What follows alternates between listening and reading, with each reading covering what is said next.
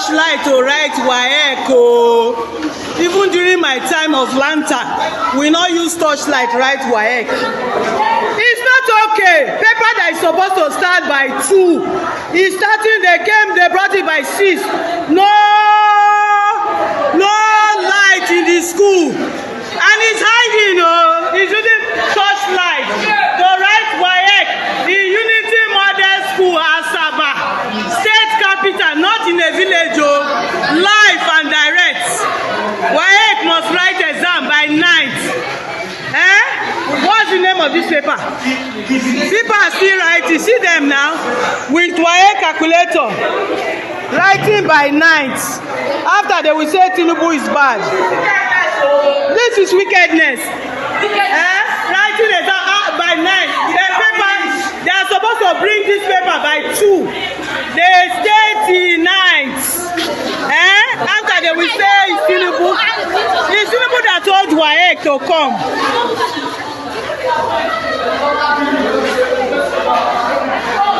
He's collecting their papers that they should go.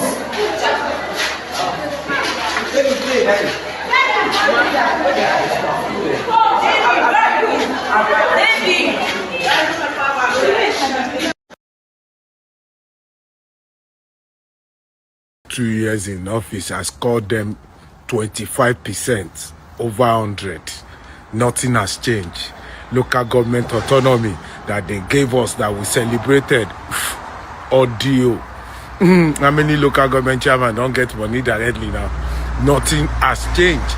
State police now audio. Insecurity everywhere. Go to Benue, go to Plateau, go to Katsina, go to Kogi. Now, kidnapping, banditry, they are ×3 before they came in. Pounds, dollar, they don't go. Pounds this morning is 2,200. Nothing has changed. They said they increased minimum wage 70,000. Who can survive with 70,000? 30 pounds a month. Who can survive with that? Nothing has changed. They said they gave us coastal road. Out of 700 kilometers, they've only done 30 kilometers. That means it's going to take them 15 years to do that 700 kilometers. Nothing has changed. All we get now is political rascality, bullying people to turn Nigeria to one-party state. Those are the things that are changing. Nothing has changed. It's like they dug open grave for Nigeria. People are buying every day of malaria. They cannot afford drugs. Drugs has gone ×1,000. Lights in Nigeria now is 300% higher than before. Nothing has changed. There are 2 years is politics. Nothing else. Politics. Nothing has changed in 2 years of this administration. Let's not deceive ourselves. Insecurity everywhere. Nothing has changed. EFCC said they recover money. Ask them, where is the money? When they call billions, why are they still going out to borrow money from other countries? Why are they still borrowing money if they have recovered money? Corruption now in Nigeria is ×1,000. Before Tinubu came, corruption was going down. Now corruption has gone ×1,000 in Nigeria. Nothing has changed in the last 2 years. Don't be deceived. Nigerians are having stroke, hypertension, everything. Those are the things that are changing. Nothing. Judiciary is zero. It's government of paddy for paddy now. It's only opposition that is getting judgment. They are only getting judgment against opposition. Nothing has changed. The 2 years has scored them very, very low. All we can see now is campaigning in less than 2 years. Cage opposition, silencing voices. Those are the things that have changed. Nothing has changed in the last 2 years. Emma Paro. Alhamdulillah. We thank Allah subhanahu wa ta'ala for giving us the opportunity to offer our Salat to Sui. May Allah accept it from us. What we come here to tell you, our Muslim brother, more especially the Hausa Jomo, Yoruba Muslim, we need your assistance. In Yoruba land, the non-Muslims, the Christians, the Kufar, they are cheating us seriously. You Hausa, if they won't give you, they believe saying Muslim dey for Hausa. If they want bring somebody wey go lead Nigeria, now Muslim they go give from Hausa. But if they want give us somebody from Yoruba land, now Christian they go give us. They talk say Yoruba na Christian land. Now the thing where they spread. And now we Muslim, we they marry 2, 3, 4. Yoruba Muslim, they marry 2, 3, 4. Pastor no they marry 2, 3. Now Muslim plenty for this Yoruba land. Look for instance, Ogun State, where we dey now. Governor, what they don't do for Ogun State, that will be Christian, there be 4. Muslim na 1. Na Amosu. Another Muslim do better pass. Christian talk say, this Ogun State, now only Christian go dey rule am. Now we need your assistance. Any Muslim waiting for this Ogun State, may you support us. The 2027, we want Muslim to become governor for Ogun State. Yoruba no fit do am only. You Hausa Muslim, Yoruba Muslim will be one. Innamal mu'min ikhwa. Forget about Yoruba. All of us now Muslim. Anything where they suffer Yoruba, they suffer Hausa. That is why we want you Hausa to support us. Anytime where those of you that get voters card, may you keep them. AE Abubakar, if you find this video, the reason why they drag you be say, you know they do well. When Fulani herdsmen, they threaten soldier for Plateau State, you hear the issue, they report the case to your table, you not do anything. When the people of Mango begin the attack soldier, when they attack us that very night, they think say we na armor. They don't know say we be special forces when they cancel waiting uncountable. You don't do anything. When Fulani begin the attack villages upon villages, you they hear them. The case they enter your table, you not do anything. I look and say, this man, this GOC, wait to be a mission. The villages they cry say Fulani, they attack their village. They burn their houses. You now they do contract. You are a military personnel. Wait to concern military personnel concern project. When Fulani they destroy people, they burn people's house. You are busy building school for Fulani and boyhood for Fulani. Then the villagers the verse of us say army. They know they see you now the verse of you. Then they stone us. They know they stone you. Wait to concern army work, concern political work. You know, as when I don't rubbish the army, why the insecurity not go finish for Nigeria, una keep quiet. When the villagers they cry to our hearing, say Fulani they kill them, they burn their houses. Then you people are engaged in building school for inside bush for Fulani, building borehole for inside bush for Fulani. We go cut now you go stay for AC. I just they look you. You come down. The people of Jos, they cry say Fulani they kill them. Then you now they collect contract, they build borehole for Fulani, they build school for Fulani. How they go tell like soldiers? How they go tell like the army?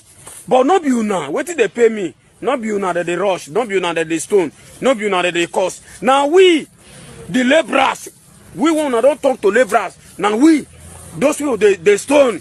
Now we, those people they cost. They're not the cost you now. Now from there, I for hate you as an officer. How villagers go to complain of about Fulani problem, destroying their farm, killing them and burning them. Then now, come they collect contract. Now come they build school for Fulani for bush. Come they build water for Fulani for bush. And what you don't do? Una not build any rehabilitation center for the people of Jos where Fulani don't destroy their houses. But now they go about. Come they build borehole for inside bush for Fulani. They build school for Fulani. Fulani they go school. I will stay one day. Now me when I dey here, now me enter that place. Now me with my boy, now we enter that bush. Go supervise people when they decorate that place. I see what you na right. Say military civil project. What they concern now with military civil project? What they concern now with civil work? What the politicians supposed to contract when the politicians supposed to do? Army general come they do them. Not be politicians now they use Nigeria to the place. So now where I for hate you and I go drag you out. Now me talking. Go check that list for inside Mango local government. Now me, my name dead there. Now me be the same person. When I create that problem, now me see they talk to you so. You are a bad leader. Major General AE Abubakar, you are a bad leader.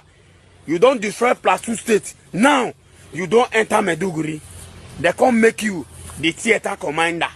Attack begin to happen here and there. Who are you? Major General A.E. Abubakar. You are a wicked officer. You people bad. Una not ready to make Nigeria good. Only way to una know. Now to they go each place, they become commanding officer. Waka, they collect una money for pocket. Did you know how many property you get for Nigeria? How much is Osara and how much is the entitlement? Your appointment, what you they get for there? You don't get house. And you, even your children. Biafra Heroes Day, May 30th, and this is exactly how the capital city of Imo State, Owerri, is. This is Owerri, Imo State, obeying the Biafra Heroes Day, respecting the dead and those who fell and sacrificed their lives for the restoration and the continuity of Igbo race. So today, May 30th, the roads are so scanty, no people, no persons, nobody is found on the road except those on very crucial assignments. Ihe awalo were gong tata wa bali iri ato nke ọnwa Mee na anyị na-respect ụmụnne anyị ndị Biafra nwụrụ anwụ.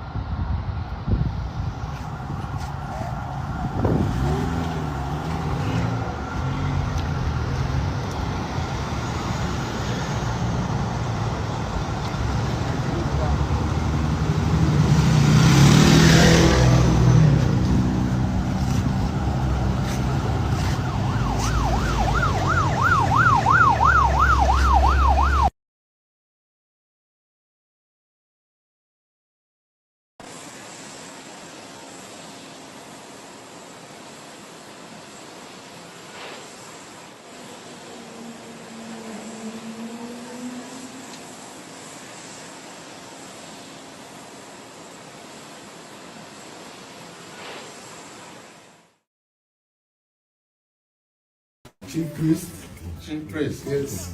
One of the biggest influencers. I see you in the papers. How are you? That's always good.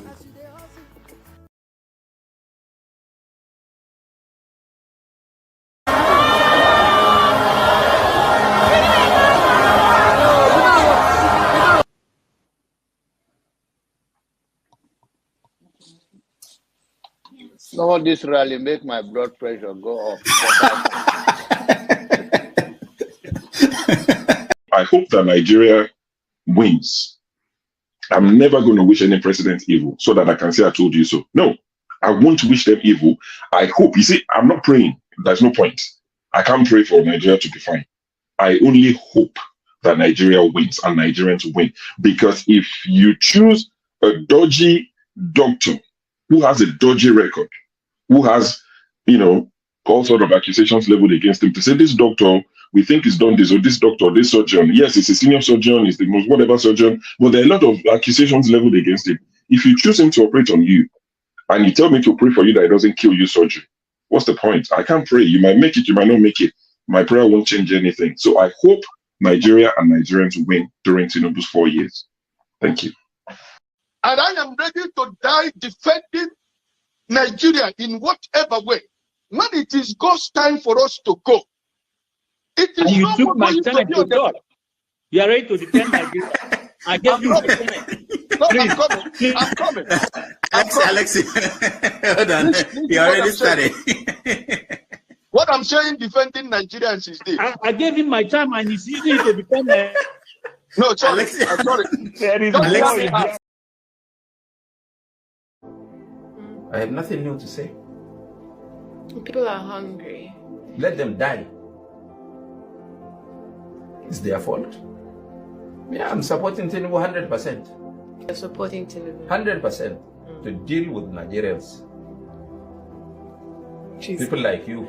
So that when next election comes, I will now see whether when people bring money, you will vote for them or you will do your conscience.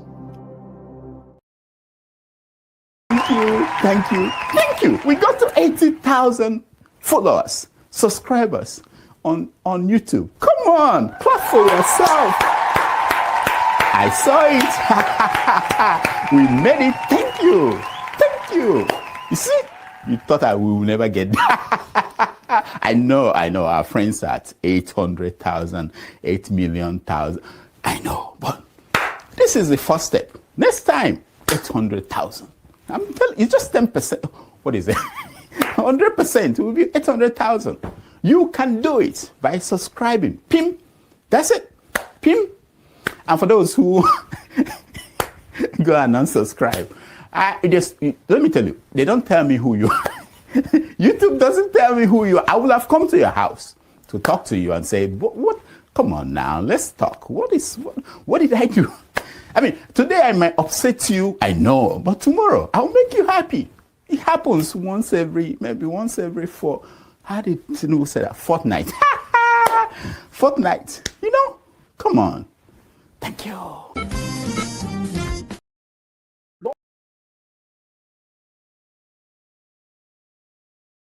Don't forget, that state is now an oil producing state. So they now have derivation, if you are not aware. So if you want to speak for anybody, please do not defend a character like Yabelo. Please do not. Okay, let me respond to him. One second. Do not defend a character like Yabelo. Do not. All right, thank you, Mohammed. The people of that state. Can I respond to him? No. Then go to hell. Rudolph, go to hell. All right.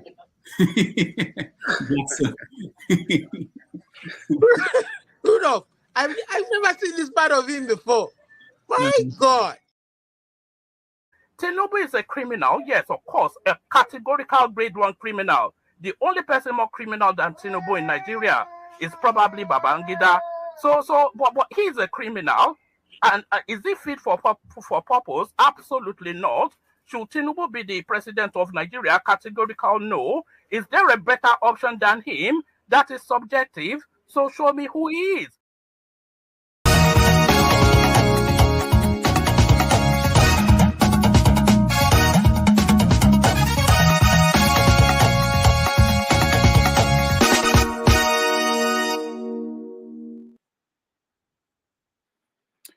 All right, welcome to the show.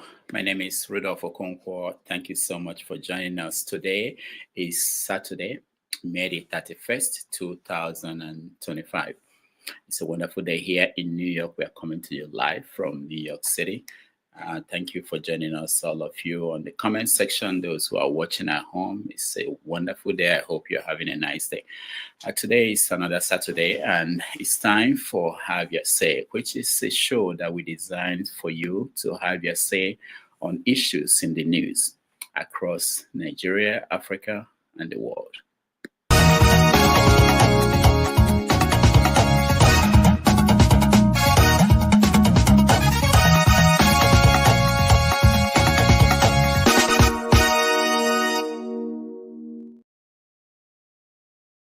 Right. Yesterday was Biafra's Memorial Day, when they remembered people who died in Biafra. And most parts of eastern Nigeria, where people were home, as part of the events to remember the people lost in that conflict.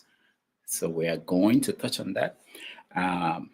In Nigeria, the president is in Lagos. He went for ECOWAS. They are marking, I think it's the 50th anniversary of ECOWAS. So he traveled to Lagos for that event. In Niger State in Nigeria, about 150 people died from flooding, which is a very tragic event. And people are wondering why every year we have these stories and people will lose in these incidents. So we will touch on that. Natasha Akpoti, most of you know her, the senator representing Kogi Central. She is going to appear in court on Tuesday, June the 3rd. She had an interview on Adiola's show yesterday, and she answered some questions that people had about all the stories around her case with Senate President Godswill Akpabio. So we're going to talk about the answers she gave to some of those questions that most of you have been talking about in Nigeria and outside. Somewhere in Enugu, there is this story that has been trending in the last few days about this businessman who is also a traditional medicine man.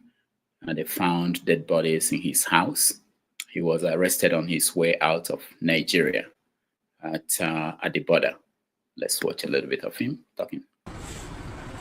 What was your name?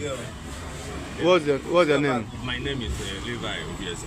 Levi Obieze. Yes. You are from which state? I'm from Enugu State. Where do you reside? I reside in Benin Republic. You reside in Benin Republic. Yes. What do you do for a living? I'm a businessman. You're a businessman. Yes. Where are you heading to now? I don't know where I'm heading to right now because they say before you will kill someone, you allow the person to talk. Do you understand? Because if you were an officer, someone might say you were a killer or you were whoever you know that you are innocent. Whenever you know that you are innocent, even though they take you to hell, you will go there. The God of vengeance will still deliver you from anything. But you know there's an issue on ground concerning you, huh? An issue concerning ground concerning me is a political issue, something politics, fabrication against me because I will be next of king. So, and some people in my village don't want me to be that next of king. So they are planting evil against me front and back so that I can fall. That is the major issue. And people, PG of my village come and demolish my house. Are you a native doctor? No. You're not a native No. doctor. PG of my village come and demolish my house. So all these things is just to weak me. As I'm talking to you now, I'm homeless. I don't have house. Who demolished your house? PG of my village. What is PG? President General. President General? Yes. As a king? No, President General of my community. Okay. Yes. So why did he demolish your house? Because they are the one that planted something that is disturbing me. What is that? Something like what? You know? They planted something they like planted, let me call it. They planted something, I don't know, like I will call the guy. They planted someone, he's a young guy. The young guy, there is a way I'm building a new house. And that new house I'm building is far away from my own house where I live. So before I will go there, it's difficult. I don't go there anyhow. So then, because of this kinship. All right, that's a little bit of the man who was arrested on his way out of Nigeria. Also in the news, Bola Tinubu, the president, is trying to borrow. He sent a message to the National Assembly that he would like to borrow $24 billion to help with building infrastructure in Nigeria, which is quite interesting, especially when EFCC was reporting that they recovered over 900 billion. People want to know, where is the money? Okay, I was frozen for a moment. All right, those are some other issues in the news we are going to talk about. So if you're interested in joining us and you're in the studio, please turn on your camera. We'll bring you in and we are going to begin the conversation. Now, as I say all the week, every week, we're as good as the people who come in here. We count on you to give us your view and share your view with the world, and we can have a conversation. Respectful conversation with people, exchanging ideas, and people at home watching in a very cordial way. So that's what we aim for. We thank all of you who join us every week to do this. Again, thank you for joining us, and let me bring in the people who are here to begin the conversation. Tony, how are you? Tony, how are you doing? I'm good. Good evening, doctor. How are you? Good evening, everyone who is listening. Good evening, my friend. What's his name now? I'm trying to remember. Good evening. Yeah, thank you. You want me to say something other than that? Yeah, thank you so much for joining us. Welcome back to you. I want to say hello. Oh, man of Prestige. Good evening. Prestige. Yeah, man of Prestige, welcome to the show. Yeah, good morning and good afternoon, Dr. Damage, and good afternoon, Tony. But before I proceed, I need to make a comment because I was gone, but I listened to the playback. I said that this is going to be my first topic, okay? Because I was emotionally moved by Tony commentary, about the Biafra War, how that affected his family. So I was emotional. Even I wasn't watching it live. I was very emotional. My wife was saying, "What's wrong with you?" I mean, anybody can move, there's no way you can get emotional, the story that Tony's, sends. So Tony, I'm with you, okay? May God bless, your dad, whatever happened in Asaba. So I was very moved. Thank you very much. That was the touching story you narrated. Thank you. Thank you. Thank you.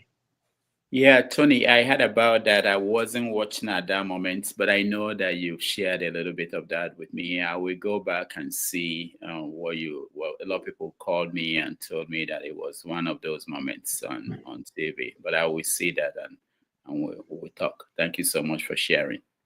Thank you. Which fits into what we're saying. Every Saturday, we don't know who is going to come here. We don't know what they're going to say. We don't wake people up at home and invite them to come. People decide to come and share stories, and we get richer and more informed that way. And that's why this works, and that's the model that we have. We also know that people will come here and maybe share opinions that we may not agree with.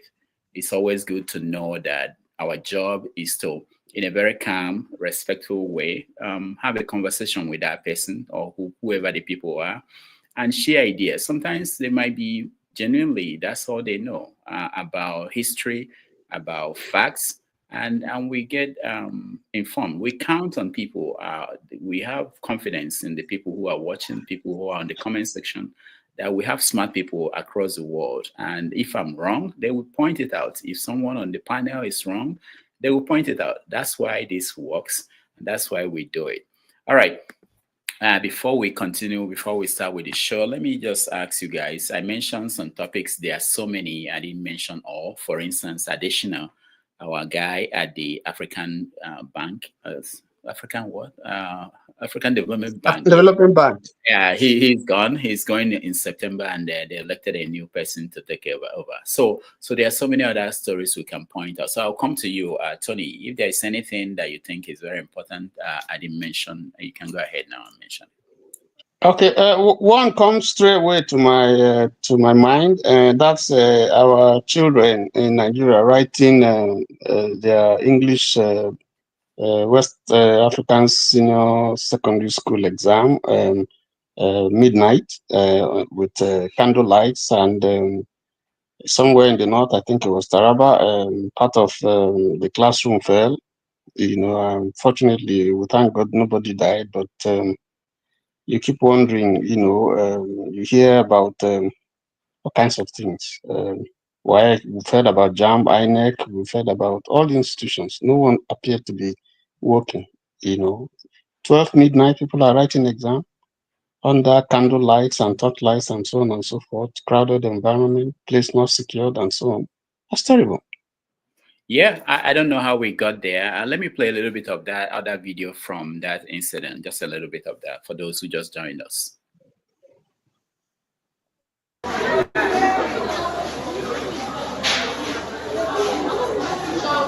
They are using torchlight to write WAEC. Even during my time of lantern, we not use torchlight write WAEC. It's not okay. Paper that is supposed to start by 2 is starting. They brought it by 6. No light in the school, and it's hiding. It's using torchlight to write WAEC in Unity Model School, Asaba, state capital, not in a village. Live and direct. WAEC must write exam by 9th. What's the name of this paper? People are still writing. See them now with WAEC calculator, writing by 9th. After they will say Tinubu is bad. This is wickedness.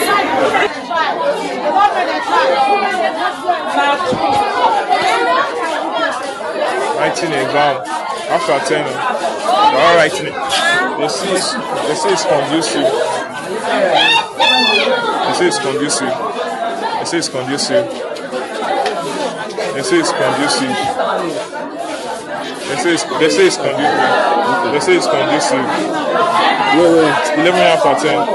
They say it's conducive that we should give them space. After 11 minutes after 10, I say writing it down. It's conducive. All right. Thank you so much. That's what we are seeing. And parents were forced to go to the school with the kids and stay outside, some of them armed, to make sure nothing happens to their kids. That I don't know how a country could go to this level. But that's what we're seeing. Let me hear from you, Man of Prestige. Did you say anything already? No? Yeah. But I was going to say, Tony already buttressed what I was going to say, but I think the story is more than that. The one the light was taken off, according to what I heard, they said there was the organization of the jam received an information that is going to be some practices. People is going to be cheating. That's why the light was shot. Was shot at. I don't know how true that relevant is. So that's the country we have. But more broadly about the retake of the jam. Some good news that came out. There's a guy. I don't know where he's from, but he's from the southeast. I don't know what state. He scored the highest. Initially, he scored on the one that was top. He scored, I think, about 166. The one they said it glitched. But he scored 364. Then another guy from the southeast also scored. Originally, he scored 144. But right now, he scored 360. So, and they say this is the best, score for the jam since 2013. Even beat last year's record. So when people are given a chance, they're going to do well, particularly people from the southeast. So you can't take that intelligence away from, from where we come from. But the point I'm trying to make, with all this trouble going on, and you still have the head of the jam staying there. I mean, it's not just one problem; it's one problem after the other. He's still standing there. He can't even resign by himself. So all those crying, like we said, this was a crocodile, cry. It doesn't mean anything. Nigeria should get their act together. Thank you. Oh no, something I need to say again. One more thing. Yeah, CBN governor has been recognized as the best. I think Olayemi Kadosa. It was held in Abuja. It was held in Abidjan on Thursday. So they recognized one Nigeria as the best central bank governor. So that's a good news for Nigeria. Who recognized him? The the African Banking Association, the finance department. It was held in Abidjan. Yeah, on Thursday. So other people win different awards, like the Minister of Finance and all that kind of thing. But Nigeria won the best, central bank governor. So I don't know what that means. How you going to take that? If that's What do you mean you don't know what that means? Are you saying he won't take it home? What I'm saying, I don't know what the whole policy they have. How good the whole policy they have promulgated? How have we benefited from the whole policy? So it's just an intellectual level, a policy-wide level, but the implementation is the problem we have in Nigeria. And Nigerian credit, one more thing, Nigerian credit rating has been upgraded to B+. So this is part of silence imperialism. They want you to come and borrow more. Fitch has upgraded Nigerian credit rating to B+. So, all right, thank you, man of prestige. Ike, welcome to the show. Good afternoon, good morning, good evening. Yeah, how are you? Man of prestige, God bless you. Tony, I see you. God bless you. Dr. Rudolph. How are you, man? I'm okay. Okay. Tony, your governor said that he joined APC to bring Delta State to the mainstream and to the federal presence. The WAEC election, the WAEC exam that is being written with torchlight in your state, that is the part of bringing you to the federal presence, right? I think it's good. That's a score mark for Delta State. Yes, he said he want to align with the federal government. So I think this is the good beginning for Delta State. Talk to Paul. Talk to Paul. Paul is there. Okay, I'm Brother Paul. Congratulations to your governor and his administration for bringing the exam that was supposed to start by 2 o'clock. I bring it in the night so that people can write with the electricity that the federal government has provided for Delta State. It's a good report. It's a good record for Nigeria, right? And man of prestige is talking about your central governor that was given award in Africa. You see, this is one of the things that they used to deceive Nigerians. You know, anything that this government cannot do does not exist. It is this kind of thing that they will do, and people will start talking about it. What has got what it got in Abidjan got to do with 250 million Nigerians that are suffering? What is award? What has it got to do with the insecurity we have in Nigeria, without electricity, the cost of living? What has it got to do? Because this your illegitimate government they have in Nigeria, they are ready to spend anything to get credibility outside Nigeria, because they know in Nigeria they have no credibility anywhere. Because everybody who is talking about APC in Nigeria are people who live in alternate reality. They don't live in this universe. They live in another planet, right? So for them to be able to, get something, they spend a lot of money trying to buy, to get credit score, to get commendation, they're doing everything humanly possible to be recognized. So my brother, man of prestige, I'm surprised you bring this kind of story here. A man who, what is he doing in the central bank? What is so special that he's doing at the central bank that he should go to Abidjan and win an award? That shouldn't be a topic that we should talk about here, because this is one mentality that Nigerians has, that these people are playing in everyone's intelligence, because they recognize where your mindset is. They recognize what is going to be spoken about in the public space. And that's why they do all these things, they do this. We should not take our eyes away from the ball. Because this issue of winning an award in Abidjan or whatever, what has he done as governor of Central Bank? All right. Ike, maybe when we get to that, you can we can talk more about that. Thank you so much. Paul, welcome to the show. Thank you and good morning. Doctor, I don't have any option not to follow Mr. Ike. You know, when he said this morning, doctor, living in America, I don't like this country at all, if not because of the money. You understand? This mortuary food that we keep eating every day, 9 months of bono inside freezer, 10 months egusi inside freezer. I get tired of it. I'm getting older. But because of money. So now let me talk about the money. How did they put together and give that CBN governor this award? Doctor, just imagine that they If I send money to Nigeria, under 1 minute, somebody going to receive the money. And they send me message back. Oh, thank you. I really appreciate it. Or maybe I'm paying for business transaction or anything. Oh, receive. You understand? Just imagine how sad it is. So now, for somebody who work in the airline, if I can buy a ticket from the other multinationals, other country airlines, can't get their money. This money will go to CBN, and CBN will hold their money for months and years before they will give them their money. And remember, I paid for the ticket immediately. They charged me immediately. But CBN could not remit these business people their money immediately. This is a country where we buy mint currency. You understand what Nigeria will call brand new and everything. You can never get it in the bank, but we can buy it on the roadside and everything. I don't understand. These are the most easiest, simplest thing that you can ever think of. I just walk into the ATM or the bank in America. I get this money. Guess what? It's not even important. You understand? Then even if it's important in Nigeria, why not let everybody just benefit from it? That you see somebody on the roadside, they have brand new currencies and everything, but you and I can't get it. Even when we insist on our bank, your banker will praise you. Good morning, sir. Good morning, sir. I say, I want to withdraw 200,000. Can you give me at least 5,000 new ones? Okay. Call me next week. Let me try. But no way. You can't get anything right now. You see the trick? They say, call me next week. You understand?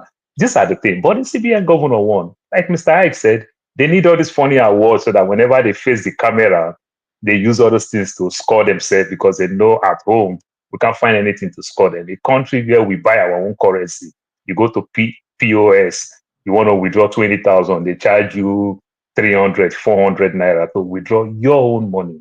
It's a shame. You know, but doctor, I'll still go back to Sidi Tah, like you say what you miss. I'll still go back to this, my worry issue, the Urobo, the Shekiri, and the Ijo issue. Like I said, I know where this thing is going, why this thing they keep pounding on these things and everything. It is because of the First Lady. I know they are playing silent because of an election and everything, so that thing won't affect them if they do anything. But I strongly believe if Tinubu is lucky enough to come for second term, there will be a problem. What will be the problem? The First Lady is an Ishekiri person. So what they are doing now, they are just pushing this word out. Then if Tinubu won the second term election, then they'll use their power. You understand? To claim those places that they want to claim that is part of this delineation thing and everything. I don't understand how people are majority. You understand? But you want to claim all the old words. So, doctor, the most common sense that I can use, if there is 12 word in your local government where you come from, in Obi and everything, and the particular tribe is a minority there, and they can get 12 word, a big street and everything cannot get any councillor representing them. It is funny. You understand? It is funny. Now I'm talking from the place of INEC. Then even though when we want to talk about land, I don't understand why a king will not fight the Urobo people where the Urobo people have land and sell land.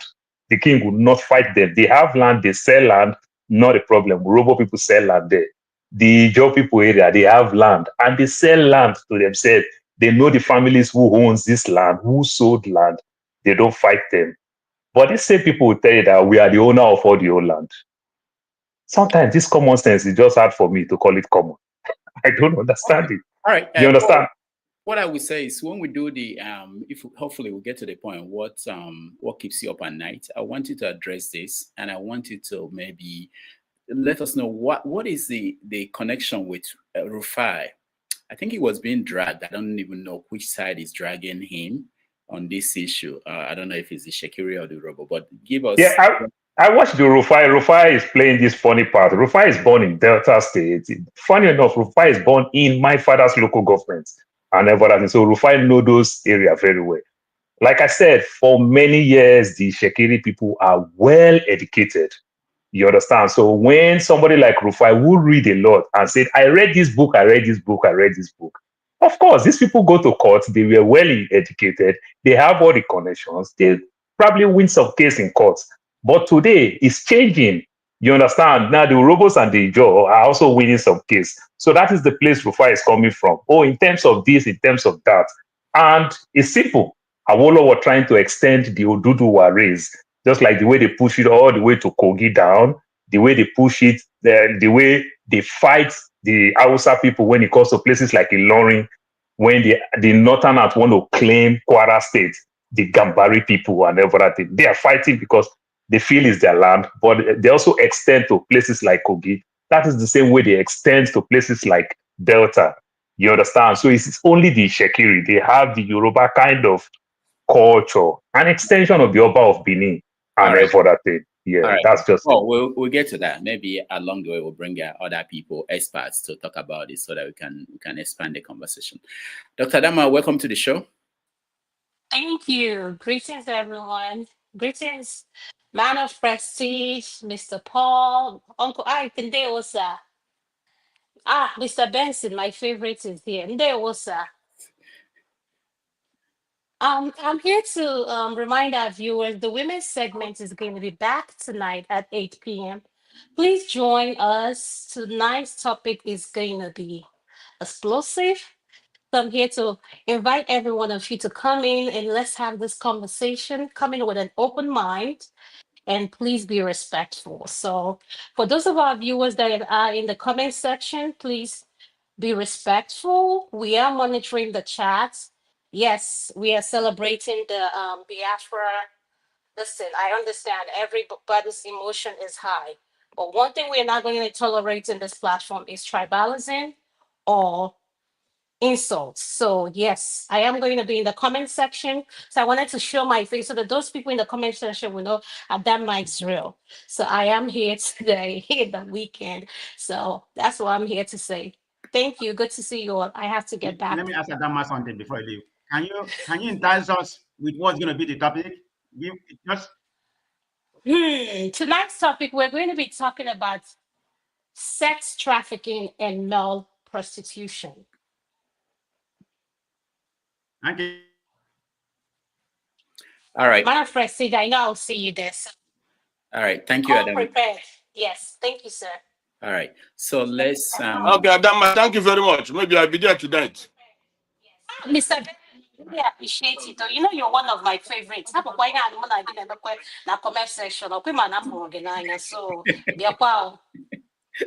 I will come. All right. Thank you. Thank you so much, Adama. This is how it's done. Okay, I will come. Professionally on TV, and radio. You're bringing the next person that will come on the show to preview what they are going to do. Wimbon, welcome to the show. Thank you so much, Mr. Rudolph, and good evening to each and every one of you that is here. Yeah, it's nice to have you. So, what's going on in Ghana, and is anything going on? Oh, the ECOWAS thing is happening in Lagos. Is your president in Lagos? We can hear you. I do not know. I don't know whether. Probably he might go there. He might go to Lagos for the ECOWAS. I think, is it the 50th anniversary, right? 50th, yeah. Oh, okay. Probably they will go, or maybe he will send a representative. And one thing I am happy about is that the VIP is back from her medical trip because he fell sick. He could not. They tried to, give him. They resuscitated. They tried what they could in Ghana before she was flown to, I think, the UK for her treatment, and she is back here now. And I was listening to the ceremony that happened in Africa and the awards that was given to the central bank governor of Nigeria. Why would they give him such an award? No, hold on. Why would they give them? Hold on. Is this a big thing? Is it a new thing? Is it their own Grammy Award for central banks? Why is it that we're hearing it for the first time? Is it because I don't. Who won last year? I don't know. Is it? Who won last year? Do we know? The year before, who won? Do we know? It's politics. Dr. Rudo, it's politics. They just want to make Nigerians feel that everything is uhuru for them. And, Nigeria, there are so many discerning people in Nigeria. people with discerning spirits that can, look at and question most of the policies that the government has, implemented in that country. I don't think that there is any policy President Bola Ahmed Tinubu has, implemented or brought out to the Nigerian people that have ever, improved their lives. Rather, he's throwing more people into below that poverty line. His policies has thrown so many people into the poverty line. So that is just politics. And for me, I believe that when you go to I don't believe in what the IMF or the Bloomberg and the rest of them, World Bank is talking about in a country. No, but we feel what is going on. And since my president, John Dramani Mahama, has took over the realms of activities in Ghana, but we have seen a very speedy recovery of the city. As I'm talking to you now, city has recovered for I think about 16%. 16%, irrespective of the redenomination that was done 2007 by Kufuor then. I think we right now, city is very, very, it's big. All right, we're having problems with your connection. Maybe you can log out and come back in. I know that's alarming rate of recovery. So I hope. And that's the alarming rate of recovery. So I hope. I think there's a delay at your end. You say something and it takes a while before we hear it. Maybe you can log out and come back on. And I think so. I was just about to run off. Log out and okay, go ahead. Can you hear me now? Yeah, go ahead. So I was just about to run off. About to run off. Our city is recovering at an alarming rate, and if there is anybody that's supposed to get the award, it is our, the governor of the Bank of Ghana, Mr. Adesina, because he is doing a lot of things that is strengthening the currency, and I would love to see a stability in our currency at least to help our import, the businessmen, some of us that are importing goods from outside, especially those that we cannot manufacture in Ghana, at least to have that side of relief, unlike what we experienced in that man that used to blow grammar, that man that used to blow what we experienced. Grammar. Thank you. All right, thank you so much. We appreciate that Ghanaian perspective. All right, Benson, welcome to the show. Yeah, good day, Dr. Damages. Yeah. And may God bless you for having another day today. Thank you, Benson.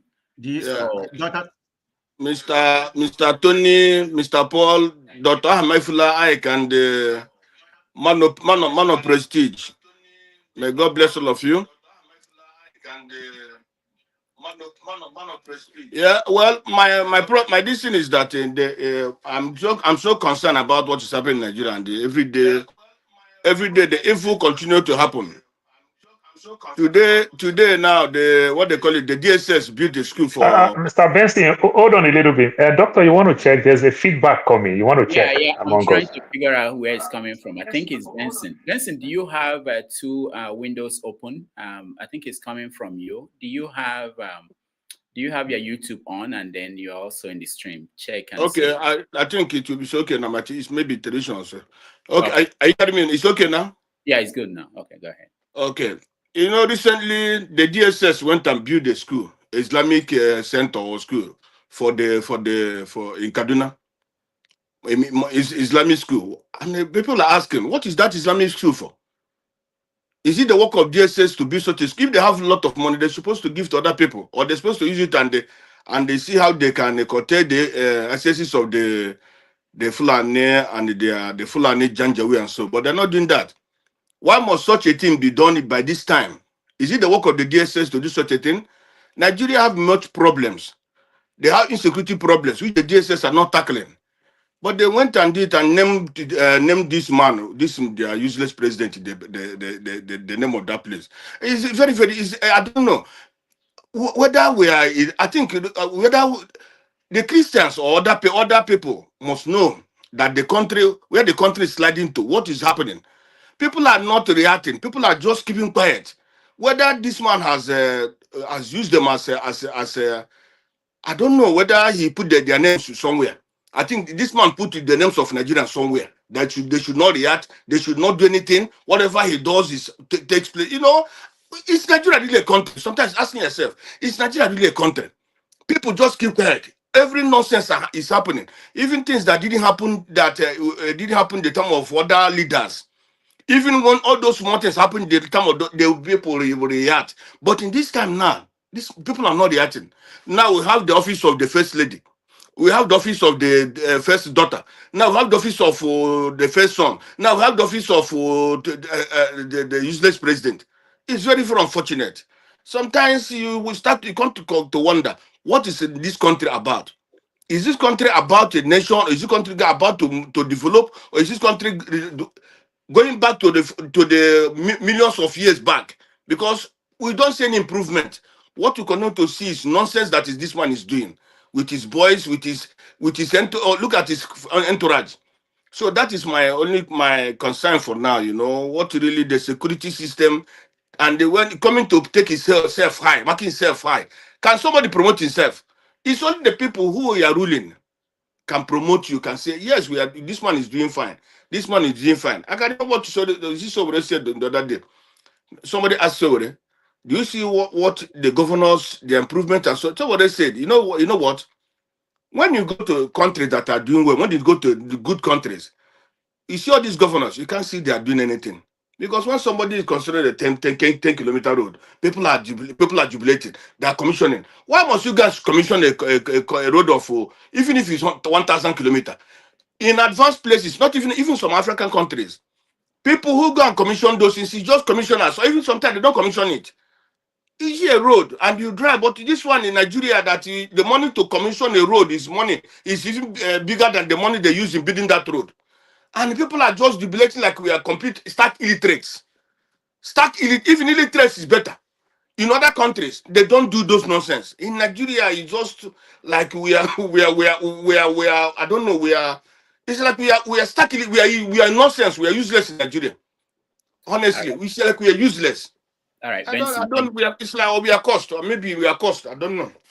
Thank you, Benson. That story about the DSS building Islamic Center, it was quite interesting because when I read the story in the newspapers, what it said was that the director of the DSS got his friends to contribute money to build this institution.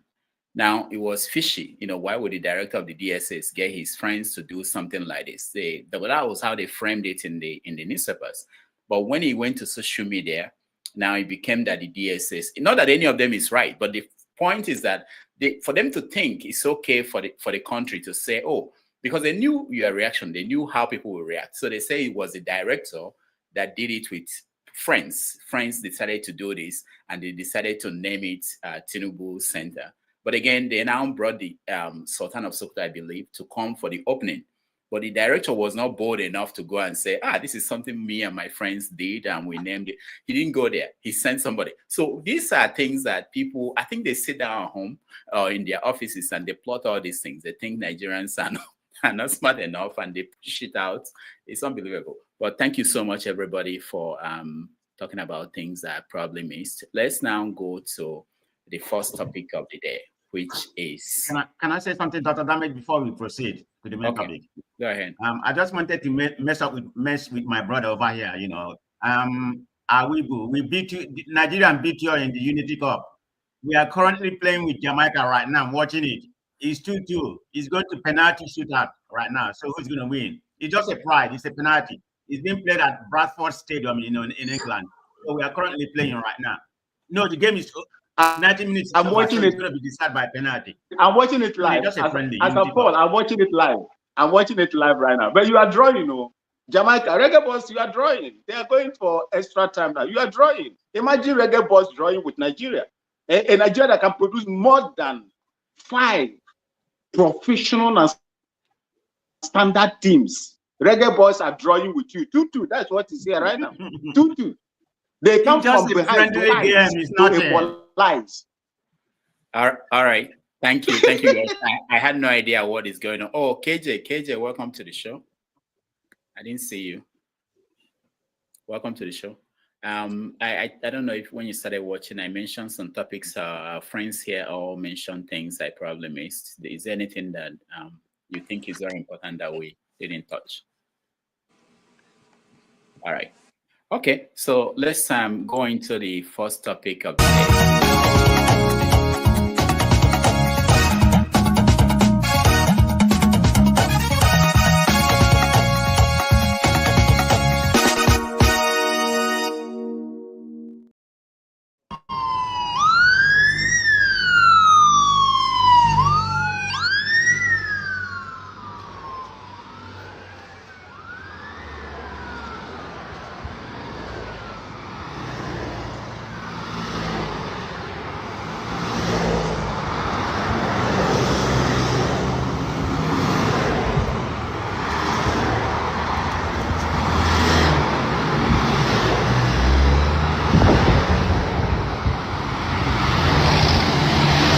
All right, that was the convoy of President Bola Tinubu on his arrival to Lagos.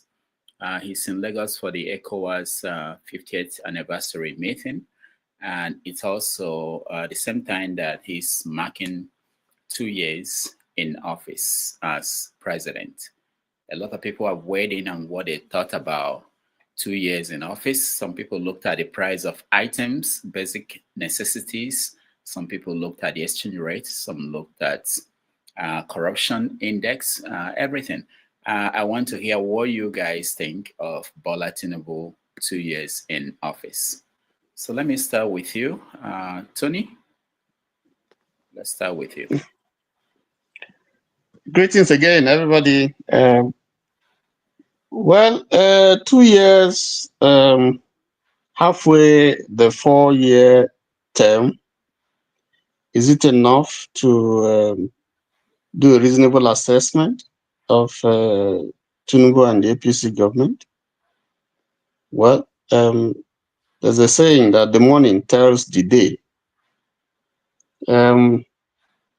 Listening to Tinubu when he made his speech, he said, our worst days now are behind us, and Nigeria is working. And some of the things that the APC people have reeled out as part of what the government has done, and they give the government very high marks, is saying that the construction of the Lagos-Calabar Coastal Highway, the claim is creating jobs. The claim, Umar, he said about 5 kilometers have been done. Less than 5? I thought it was about 40 kilometers out of 700. It's 750. Oh, it's 750. Yeah, I think it's 40 point something. Sorry, not 4. Yeah. There is an investment, according to them, where the federal government has a buy-in of about 30%, and high tech has 70%. So they talked about the Badagry-Sokoto Highway. They talked about refineries that has witnessed a turnaround. They talked about the tax bill, the tax reform bill. They say the security has improved slightly, that in the past 2 years, 13,500 terrorists have been eliminated. They talked about 5 new regional development commissions that are upstream. They say states are receiving and local governments are receiving more funds.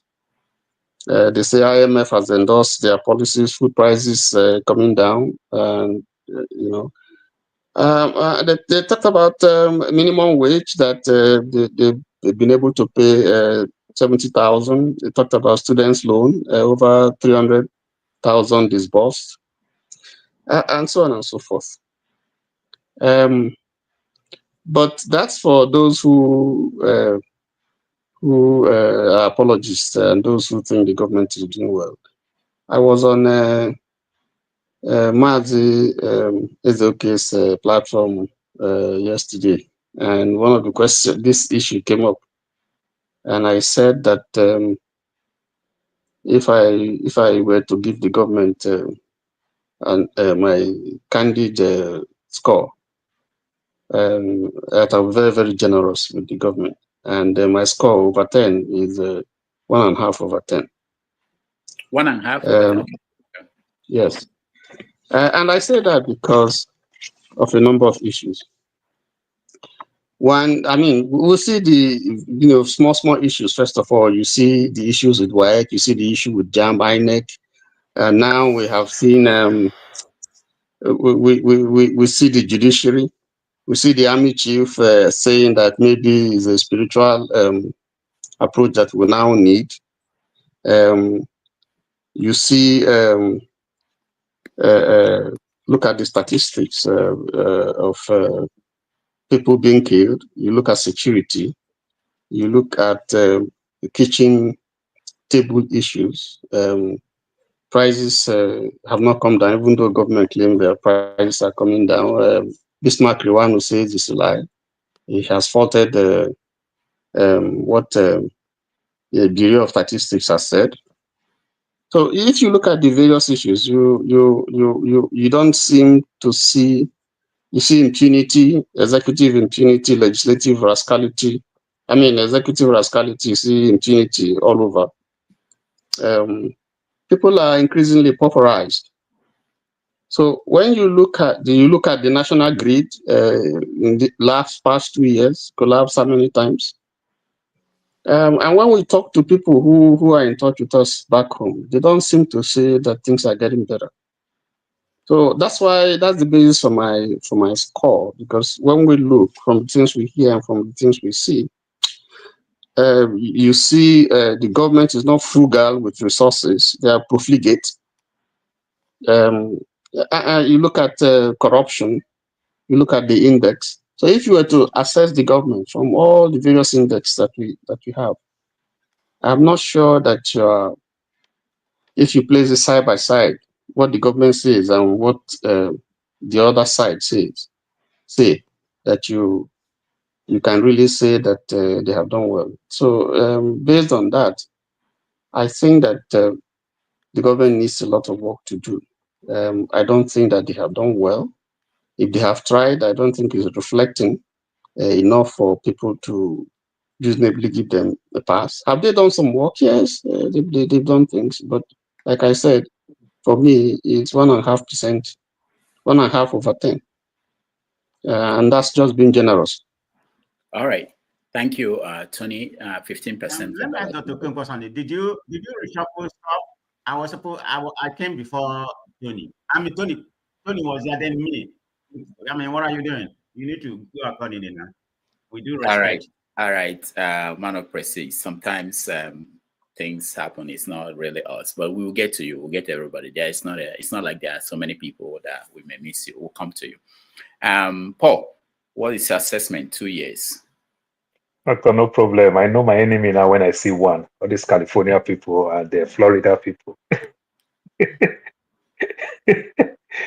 Yeah, Doctor, it is very hard for me to score the government, because the only thing that I will score the government, that the government is working, it is just like the way we are in America. If I say I score them 1, the 1 is for the elitists. It is not for the ordinary man. So it's very hard to even score them 1 point. I can't find 1 point. You want to talk about security. Doctor, take it as a challenge and send so many people in different areas to go check police station. Nearly all the police stations have generator, and the generator is in the burglary. They change generator in police station. How would that police want to fight crime that I want to call that police that change his own generator? Is it not funny? Which means the police can't even protect themselves. Even when they carry arms in their own station, they can't protect themselves. They change their own generator. It is just hard. Nothing. The public schools are not increasing. Back in the days, people use all type of connection to join rank and files in the military. Today, nobody want to join the military. The other things are not working. Nobody want to do anything. They say they are giving people money. You understand, and every other thing. What are the criteria that you use in giving people money? I can lose my job. I can go online and go put in for unemployment. I can ask hard. I can get my food stamp, whatever. How do I do all these things? I still go online to follow the process. I can go online now to say, I am suffering in Nigeria. This is where I needed to go. You understand? To go put these things to get this, how do they call it, whether cashback or something that they say they give to people. What are the criteria? You don't know. And they keep telling you, you can't go online and make it easy to apply for the student loan. You understand? I see people who cry every day for their children to school and everything. Why don't you go try the student loan scheme? And they put it to you, they laugh. They say, okay, uncle, this is my information.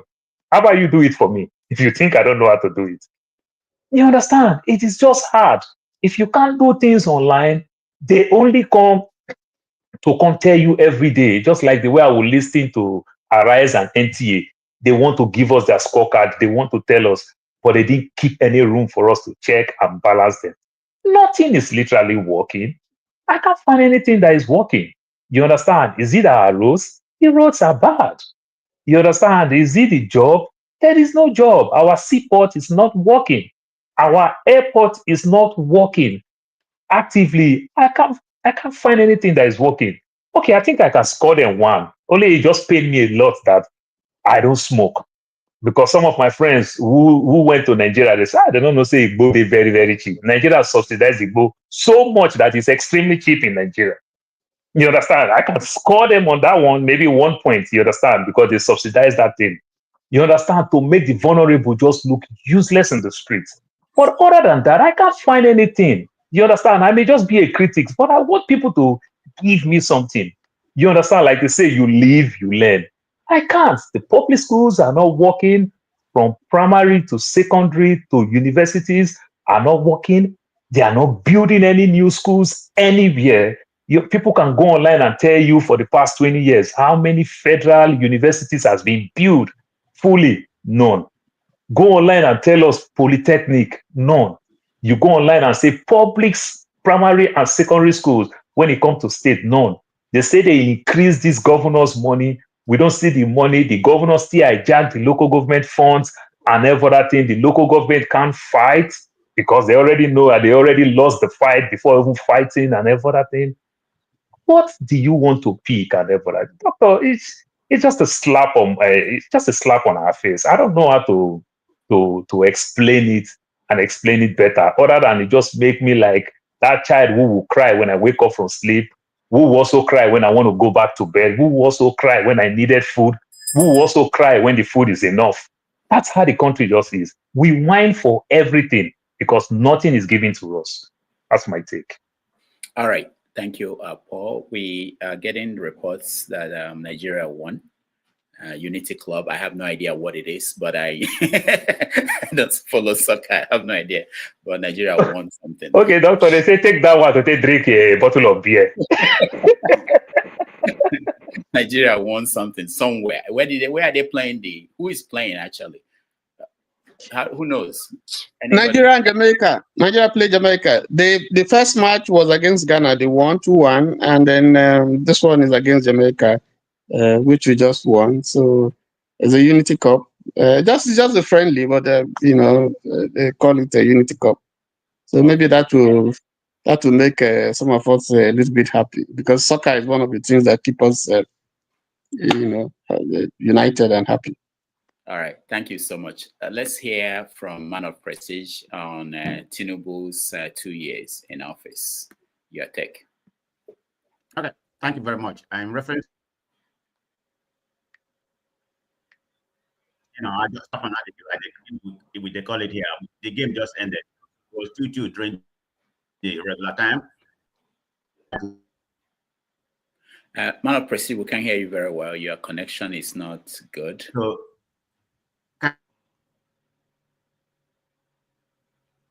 no, you're frozen now. All right, try to come back. I don't know. You're in California. I don't know who that your governor. Maybe something is not going well. KJ will say it's a liberal state. You know, maybe you guys have decided to impose a carbon tax and something like that, and your fiber optics lines are bad now because of carbon taxes. And I don't know. But come back. We will hear from you. Let's go to KJ. KJ, welcome to the show. Thank you so much. Thank you so much, Dr. Damages. Thank you for always, being out here. I know, a lot of commitment, but you find time to be here. So, and then every one of you, St. Paul, it's been a long time. We've not seen you. And hey, Mr. Ike, these are our regular guys. Benson have been very much available with us. Thank you also, Tony, my man. Tony, thank you for sharing with us 2 days ago. You really made a lot of people. In fact, your story moved the world. All those who watched it and even before, after. Some of them were able to, sorry, Dr. Damager, I want to deviate a little bit. Some of them were able to take your story and now have a better understanding. You could see that even our friend, I don't want to call his name, was visibly, put in had a better perspective of what went down and why we're so passionate about that word and the event of 1967. Having said that, yes, having said that, I want to come back to the topic. And Dr. Damages, you are doing us a wrong thing by saying we should rate a student that never even attended class. How do we rate the person? You didn't even come to class and you want us to rate you. At least if you attend the exam, we can say we'll give you 1 because you were present. Now you're not even present. How do we rate you? Okay, maybe we could rate him by knowing what the latest vehicle that Chevrolet had made, the latest Toyota Land Cruisers, the latest. Maybe on that level he scores 100 because he is able to buy the latest vehicles. We can see them in his convoy. Apart from that, what else? You see, any nation that wants to make. I was just, before I came here, I was watching a Chinese economist who was trying to argue that America cannot be asking for jobs to return to America. Because according to him, knowing how much energy is in America, that America has to not only double its energy power, but have to triple it if he's even thinking of, even adding more jobs to the, bringing industries back. And we all know that America has some stable energy if it has to do with energy. But he's saying that they have not even started. Talk more of a nation that have, half of the months they are in darkness. Have we started? Are we a serious people? Do we have a government? If we have a government, I can show you yesterday, a village was running away. A village, everybody was running because they heard that Boko Haram, terrorists were coming. The whole village is somewhere in Benue State. A friend of mine sent me the video. They all took to their heel. Everybody running. Okay, the question the guy who even shot the video was asking is, so where are they even running to now? Because nobody knows which direction the terrorists are coming from. Nobody knows whether they're coming from where the people are running to or they're coming from back. But they just kept running towards a direction, both those who have vehicles and otherwise. Do you see that happening in a nation that has anything that is functional? If the army is there to defend the people of Nigeria and the territorial integrity, as we are told, the only thing that we know in Nigeria that has constantly made that Nigeria is indivisible. It's indivisible. It's a tax must be kept. Now, the tax is staring at our faces. The people of Benue State, Agatu, okay, Otobi, okay, Igumale, they are running. They are running from their villages. So, and then you have a government that goes to London to be assessed. Is it by Igbo people? Who are the people who are going to assess him? Or it is those people that gave him work? Okay, so it's making clear now. This is your program we are asking the other time. Why did they go to Chatham House to go and tell them what they want to do for the people of Nigeria? So now it's becoming clear because they went back to Chatham House to say to them, see, this is how far we have come with what people gave us. This is what is remaining. So you begin to wonder, and when you open a program, you say something. If the government is working and you have paid back this huge loan that you collected from IMF, and you have recovered so much money even more than what you are borrowing, then why are you still borrowing money? If you are recovered so much, Emefiele, oh, they recovered so much, you know. Now they've left Desi and Alice in Madeke. It is not Emefiele. Okay, they always have one, one name from the south that is always the one who steals the most. The rest are not; they're not thieves. Okay, now Emefiele is the one who is running now. Emefiele did it all by himself. Nobody assisted him. He didn't have boys. He didn't even get permission. In fact, they even said he forged Buhari's signature just to make sure that they domicile that crime on top of his decks alone, and he alone to bear the consequence. Is it the first time? No. When we were little boys those days, when we read of how after the Buhari coup, it was Alex Ekweme that did all the bad things in the government, while Shagari was in his village cooling off. Alex Ekweme was in Kirikiri prison, even though no money ever showed up in his office, even though he was never given anything, that has to do with the finances. So the same thing. KJ, that's a lie. Shagari was arrested, but house arrest. House arrest. But Ekweme, house arrest. But Ekweme is in Kirikiri. No, I'm just adding your own case. One is in house arrest. The other one is in Kirikiri. It's just like the way they arrested what's it called? Dasuki. And while he was in prison, his wife was getting pregnant. So we can understand how those things work. We have been here. We have, unless you're not a good student of history in Nigeria, nothing will surprise you again because you have seen almost everything. So for me, Paul was very generous when he gave them 1%, and I think Paul did that because he knew that the student was, at least was in the class. Okay, was close to the class. He was sitting by the window. Me, I have nothing to give because I don't see any student inside the class. And when I brought the question paper, there was nobody sitting in, so there's nothing to give. All right. Thank you. Thank you so much. Paul, I got a message for you that the Minister for Humanitarian Affairs was on Arise TV saying that they used AI to identify poor Nigerians who are getting the poverty alleviation money. So that how AI helped them to expand the national register. So that is true. If they use AI will capture me now. Look me like I look like native fowl. The AI would have captured me too now. At least it would not capture Mr. Ike. It will definitely capture me because I look like native fowl. Yeah. So if you don't know anybody who has been, because they actually spent, people don't know this, about I think I saw a report, $800 million on this, and they use AI to identify. Yeah, I read how much they said they spent. I'm not surprised. Remember that during the COVID, that lady shared 30 billion within 1 month, shared it to people. So nothing surprising. Okay, sorry, for you to use AI to even be able to work, there must be some some installations on ground that the AI can work with. You must have some form of data, in the system that the AI. So what are those things that are in the system that gave them? Are you saying? Do you know? You don't follow the research going on in Nigerian universities. They've been able to merge AI with voodoo and traditional medicine.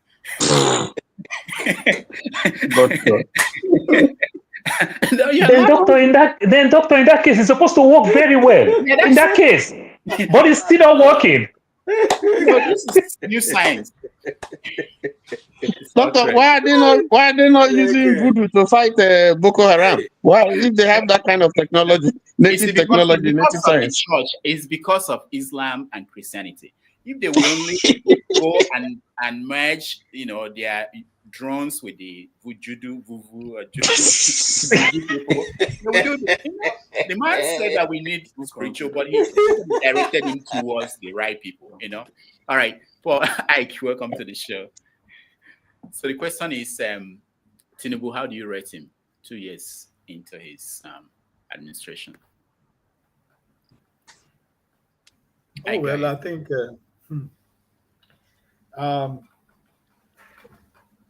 there is no how illegitimacy can turn around to become legitimate, right? I never believe we have a government in Nigeria.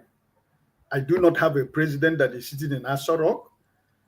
I do not believe in whatever anybody says about the so-called illegitimate government that they have in Nigeria. I have nothing to tell the people who are living in other universe. Like as I said from the opening, that there are people that are living in a different world and in a different planet who are singing praise of the illegitimate government that we have in Nigeria. But for me, I'm only looking at Nigerians themselves.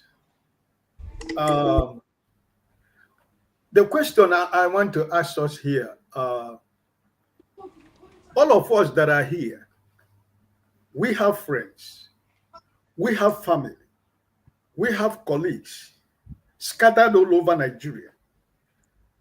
I want to ask any of you who talk about this government or who think that this government is working for you, have you been able to find one person who has received a student loan? Have you been able to find one person who the so-called poverty alleviation money or whatever has gotten to? Do you have anybody? Because sometimes when these people who are trying to market the unmarketable, I begin to ask myself a question. There should be Nigerians that we can see. Nigerian people are not spirit. Nigeria is not a ghost. 250 million people. Nobody has come out to say, I received the student loan or the so-called alleviation money and poverty alleviation money has gotten to me and my family. We have not seen nobody. Ike, I wanted to tell you that I asked that question. I was told by, not on record, by government people or supporters, that people are afraid that if they said they received the money, they will be kidnapped. And that the students are afraid that if they say they received the loan, that your people sending money to them will stop sending. So that's the answer I got. Okay, that's what I said, because they spend money employing all kinds of madmen or people who can be able to defend whatever they say or whatever they do. But I just believe that as far as I'm concerned, we don't have a government in Nigeria. Nigeria is just a failed state. And that's why I asked the question. But I think that no Nigerian has ever come out to say, why would somebody want to kidnap somebody who said that he got a student loan? Why would people? The money is not even with you. You have already paid in the school for, so it's all those are the stories that we tell. But I just want you to know, those who are clamoring for this government, when you show your escort or your entourage of your president, did you see any Nigerian made car in those convoy? That's what we are talking about. So I think that my prayer is that I will be alive. God keep all of us alive in 2027. That Nigerians themselves, if they decide that they will continue in this way that they are going, because I'm not going it with them, because it is a very simple fact. The only way I'm going it with them is that when they call you, you send money. But also the difference between them asking me money and me giving them money is that I am in a position to say, you are not getting my $1 from me. And the heaven is not going to fall. God is not going to judge me for not giving you the money. So it is my prerogative that I am giving it because of love, not because I care about your sentiment. Because most Nigerians who we are trying to protect here in all this platform around the world, immediately you send them that money, the first place they go is where they sell in Kwabi and Ishieu. And when they eat, drink their pepper soup and drink their big beer, and everything is fine. After 1 week, they will remember that they have not, there is no, they have to pay for electricity, or I don't have money to pay for my children's school fee. These are the Nigerian we have. So, but I am watching Nigerians that, because I believe that the way I am thinking, but this is my prayer every day when I wake up in the morning, that I hope Nigerians themselves should be between APC and Nigerians in 2027.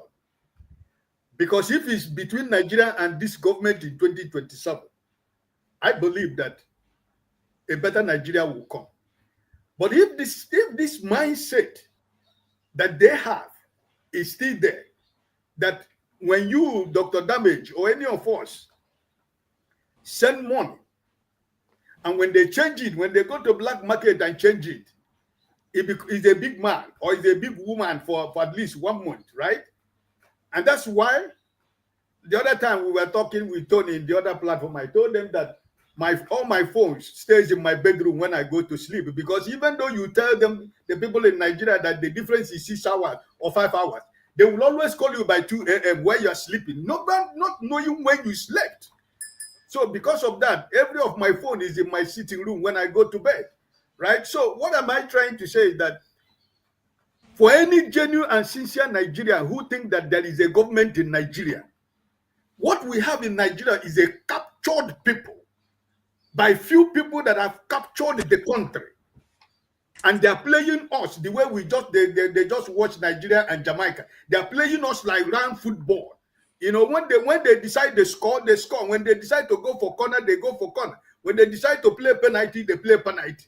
We don't have a choice, do we? Our hands are tied at our backs. So we are living, but we are not living, my brother, Dr. Damaji. So I don't have a government. I don't have anything to talk about this. I don't have a government in Nigeria. All right, thank you, Ike. Let's try man of prestige again and see. Yeah, thank you very much. Can you hear me? Yeah.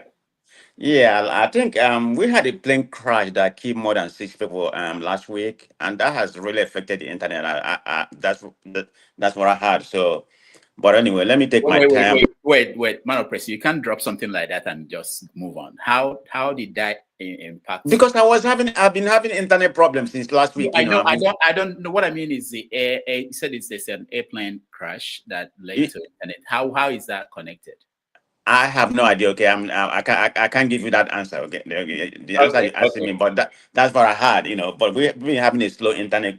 So, but whatever. Man of prestige, I know you like hot states. Come to Arizona. You will not have all this problem. Do you know what the temperature? You will not have all this problem. Come to Arizona. No, I can't live in Arizona. I mean, we have the perfect weather. You know what the temperature is right now? This one, that plane is affecting your internet. I don't understand.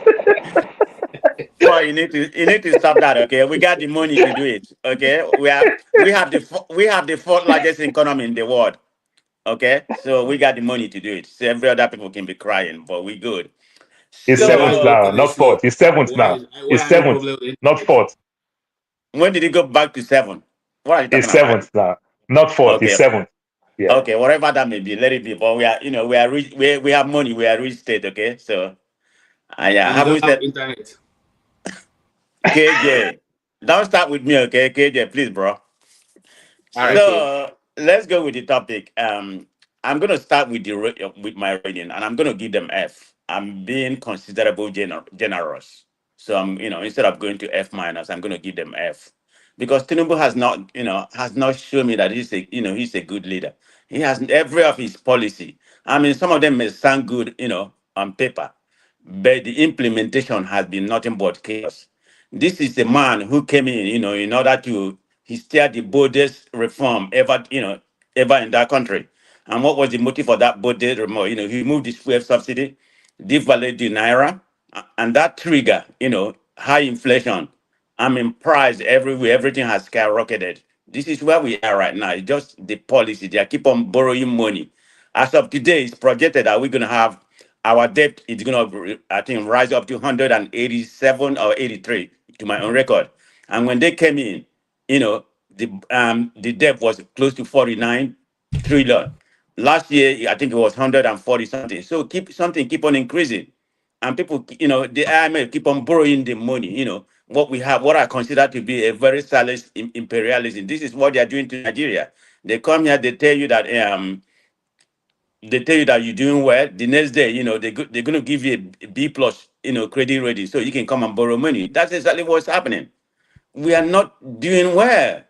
I don't see how we get out of this conundrum this government has put us. I think what's really happening, they are just embezzling our money. I mean, what's the purpose of borrowing this latest that the Congress already passed for him? It's for them, it's part of the borrowing money for them to, for them to embezzle. I mean, look at about 12% of our budget is padded. I mean, what are they going to do with that money? Nigeria has become what I consider an ATM for the elite politicians. That's exactly what Nigeria has been. I mean, they are all using our money. So I'm just being generous. Maybe the policy on paper looks good. So I'm going to give them F. To be honestly, they have not done anything to please me, and I don't see them heading anything better, because right now we're in the form of politicking. So the last 2 years is going to be on politicking. Everything they have done, if they have done anything, pretty much plateau, whether good or bad. So it's not going to be anything about economy anymore. It's going to be just election. So that's where we are right now. Thank you, Dr. Damage. All right, thank you. So, doctor, sorry, man of prestige, out of 10, if you had to score them, so what are you going to give to them? You're talking about out of 10? Okay, instead of my F and A and everybody. Okay. Hold on. I'm gonna come. I'm trying to be very generous to them. So I will give them 2. Yeah, to be honestly, because the country hasn't done well. I didn't mean to demean In what sectors that you use in picking that 2? Maybe you might pick something from one sector and another sector. That's how you give them 2.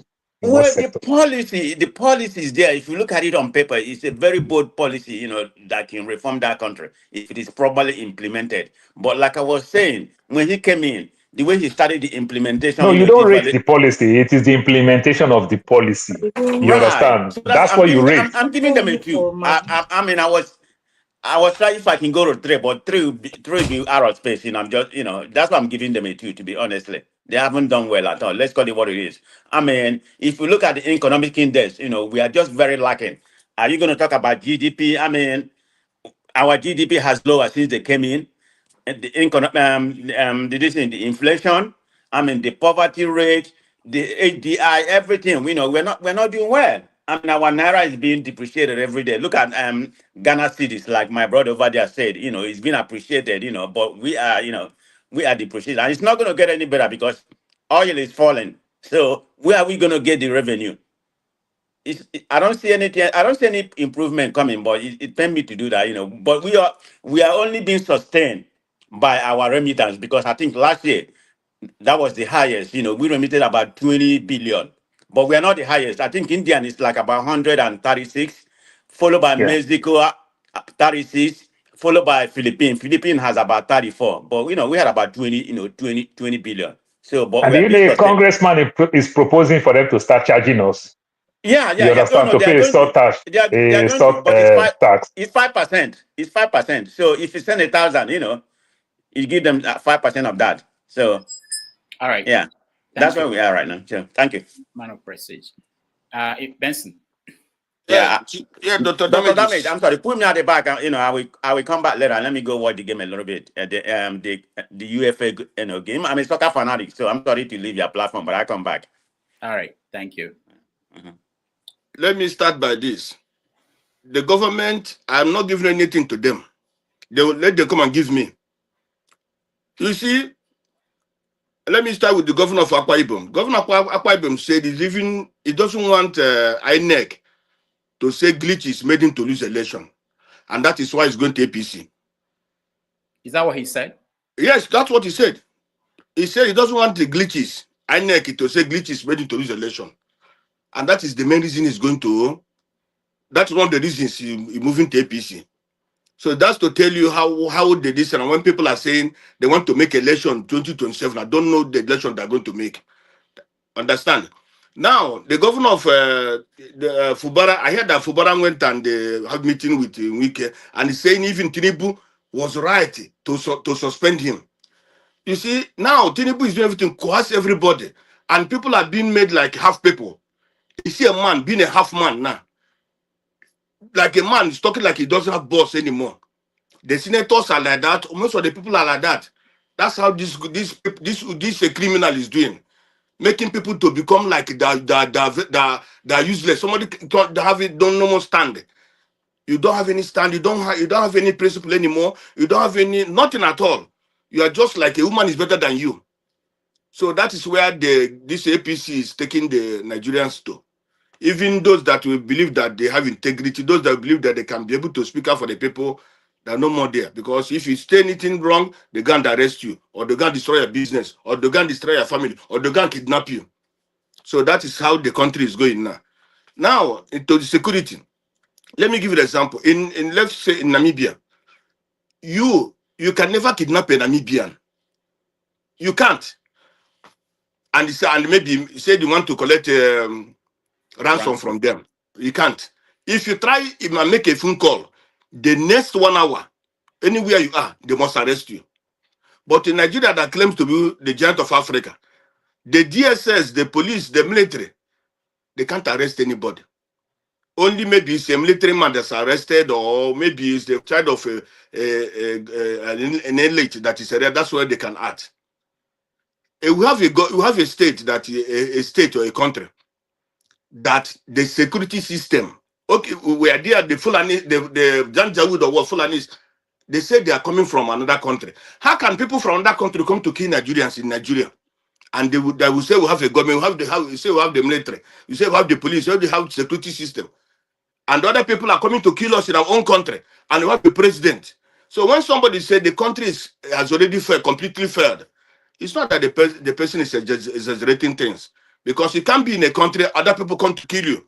Even if it's our people that are killing us, what is the president do? What's the security system do? The only taking Nnamdi Kanu and so on, to taking them to court. But the Boko Haram that are killing people, they are not arresting them. So it's a third place. The military today we have in Nigeria is a terrorist military. The police, terrorist police. They're all criminals.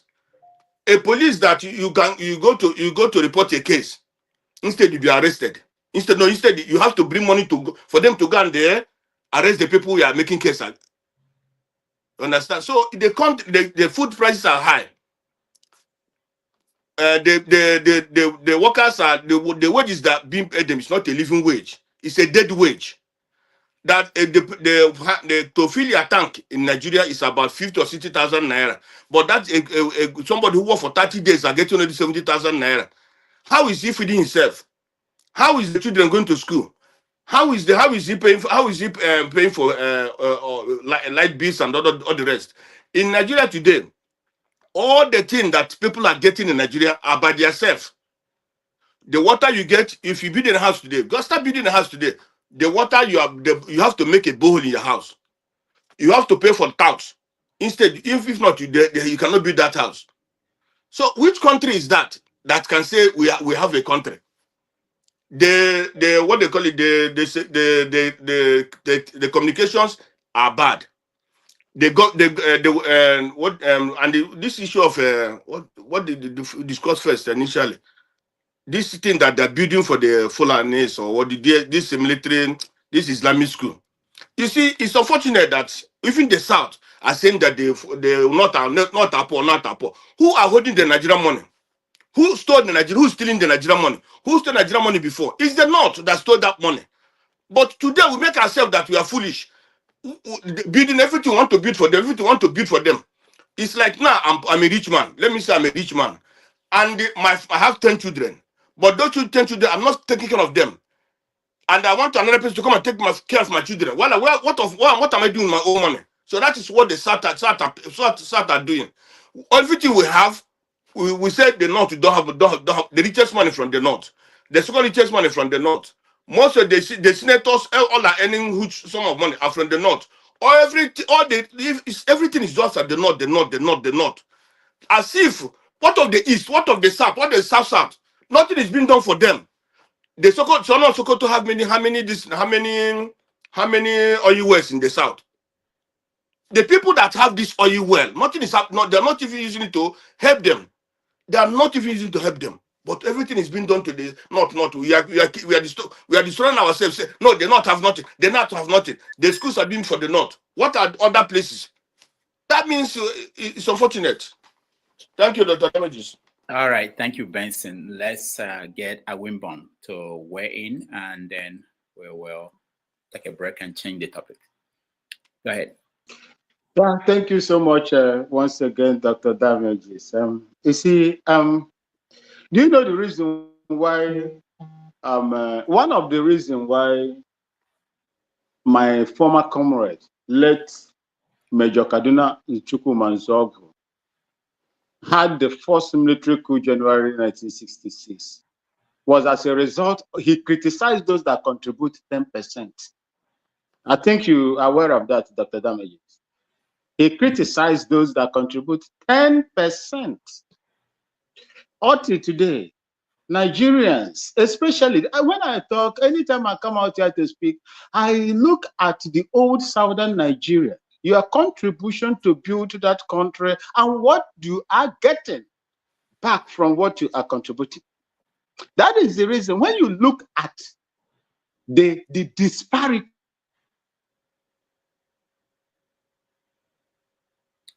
All right. The city has been doing well, gaining value. But I think he moved to California too. No, the Ghanaian city has been doing well, but the Ghanaian internet is yet to get to that to that point. So what we're going to do now is we're going to take a break. When we come back, we'll talk about Natasha. I don't know how many of you watched her interview with Adiola yesterday. It opened up a lot of things for people to have conversation on. So if you watched it, we will play a little bit of that interview and then get your take when we come back. All right. Thank you so much. Oh.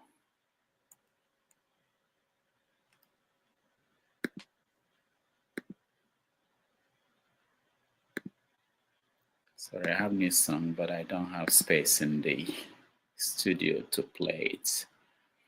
Well, we will be right back. Thank you.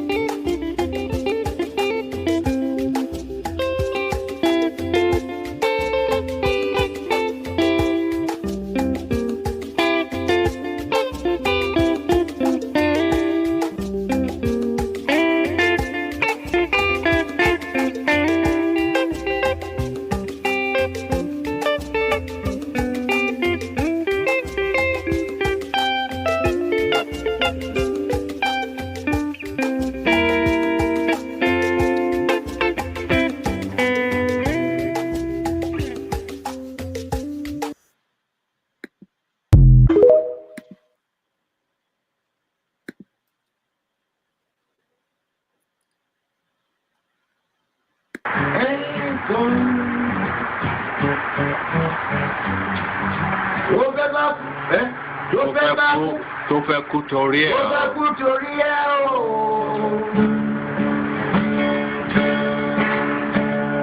Ọwọ́ ẹni ló ti ṣàánú kọ́.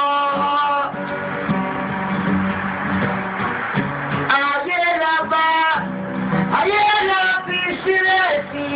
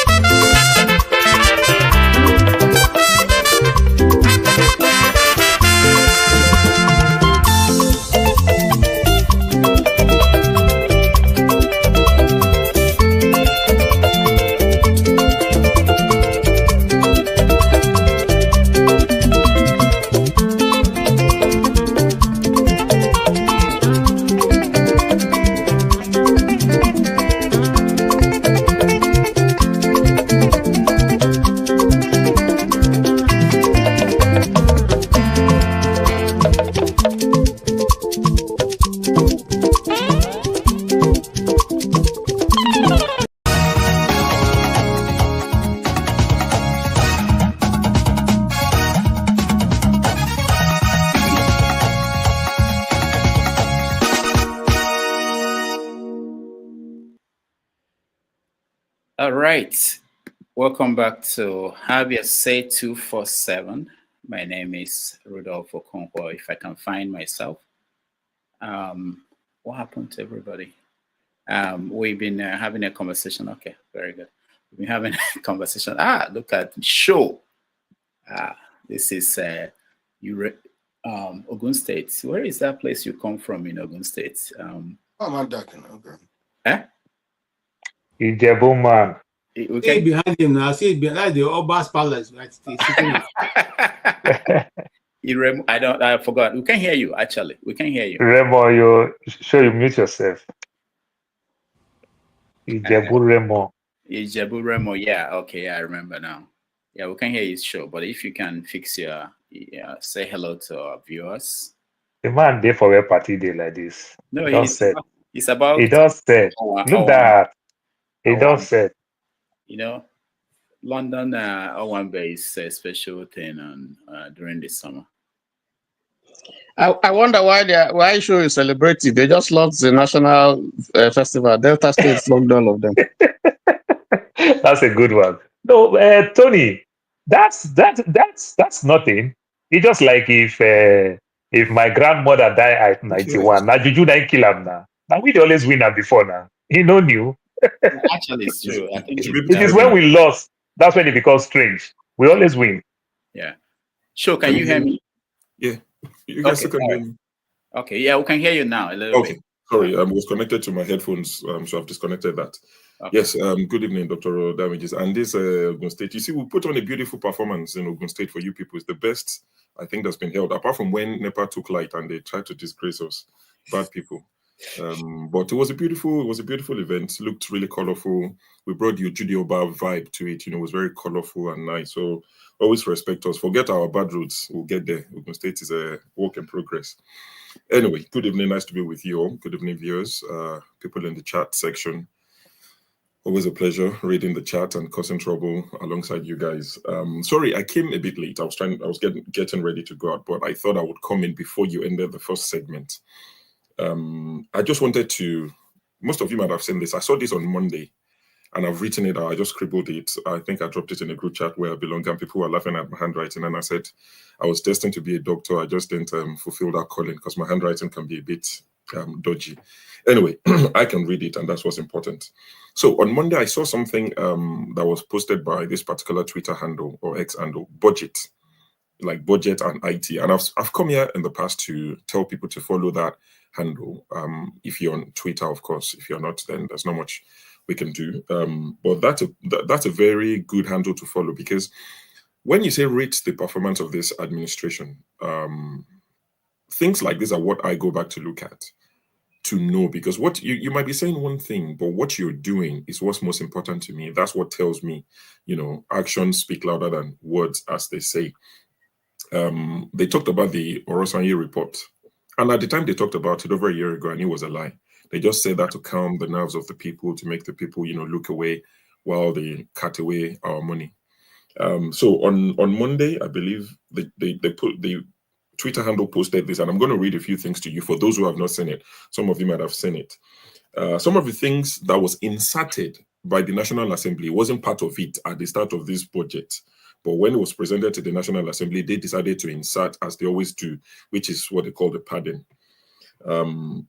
They are going to, so they've got 2,122 ICT projects, totaling 505.7 billion naira.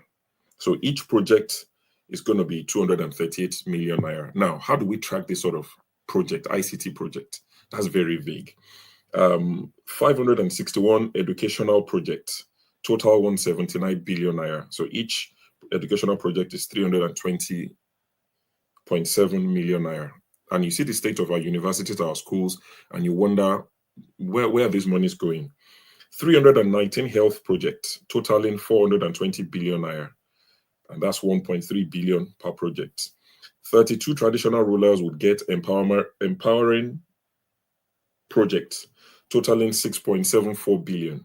Each traditional ruler out of these 32 guys would go home with 210 million. So if you wonder why some of your favorite Obas and Emirs and whatever they call themselves don't speak up, is because of things like this. So that's part of what the National Assembly have inserted. 1,380 roads are going to get 1.44 trillion naira. That's a lot. So each road on the average will be getting 1.04 billion.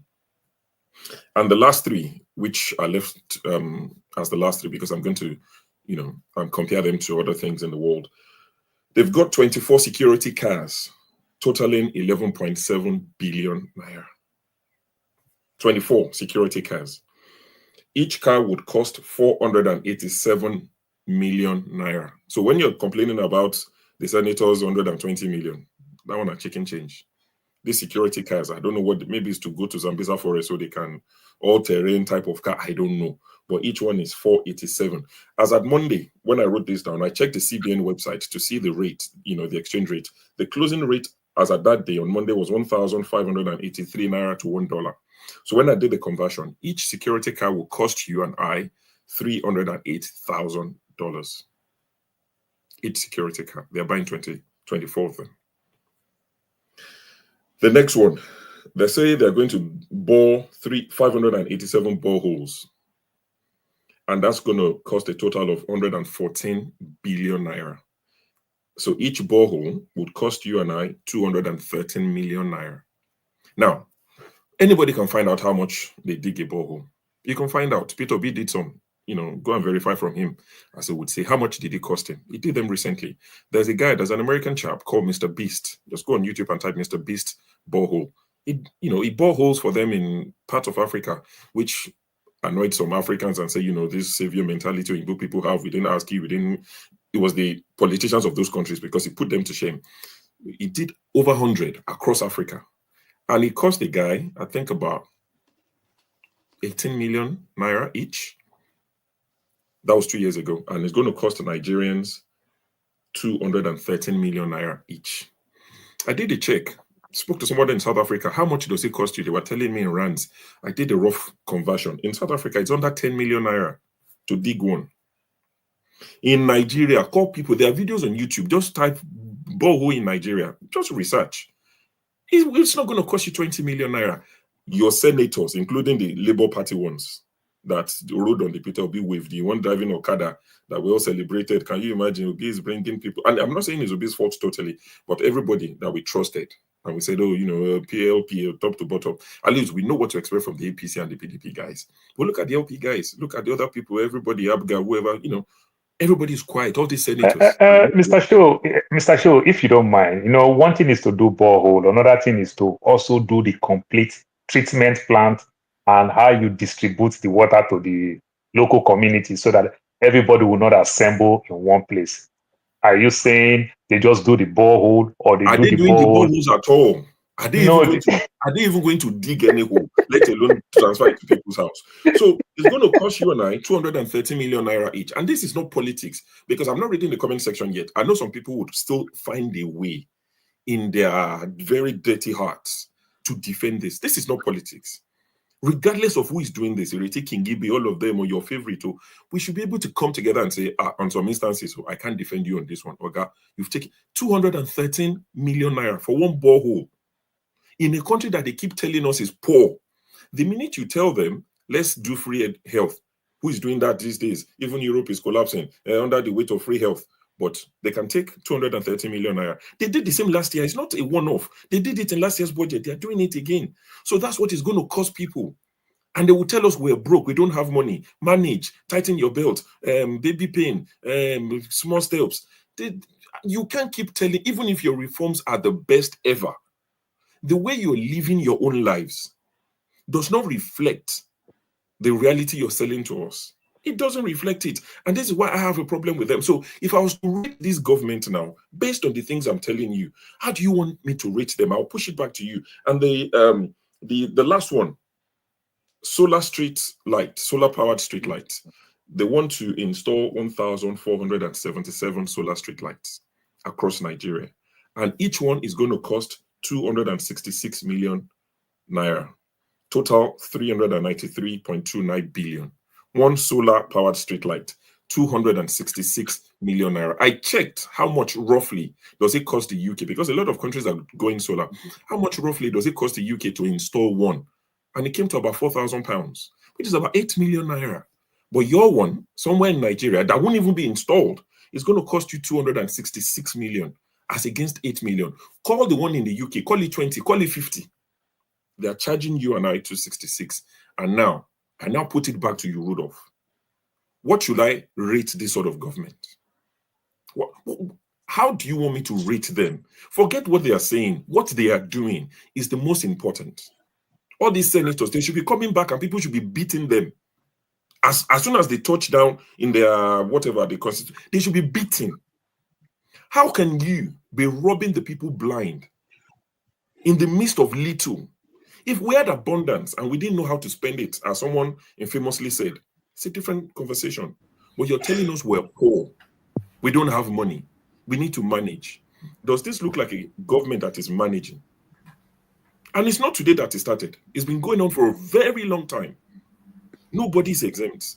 So they upgraded our credit rating. Sure, you have to rate them.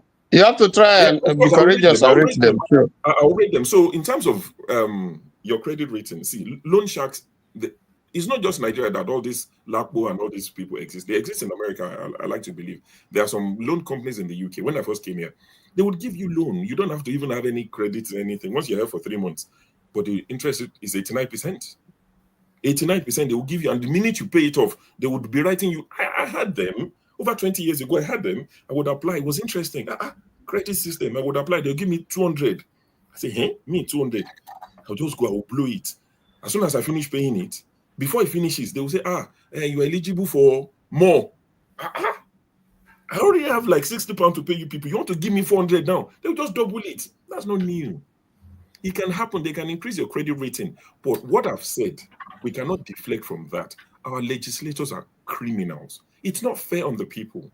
So if I'm to rate them based on what they are doing that I'm saying here, I'll give them a 0 over 100. One person or two people that I can exempt is Olubunmi Tunji-Ojo, immigration, based on personal experience. Not one-on-one, I don't know him, but the Nigerian High Commission in London is improved.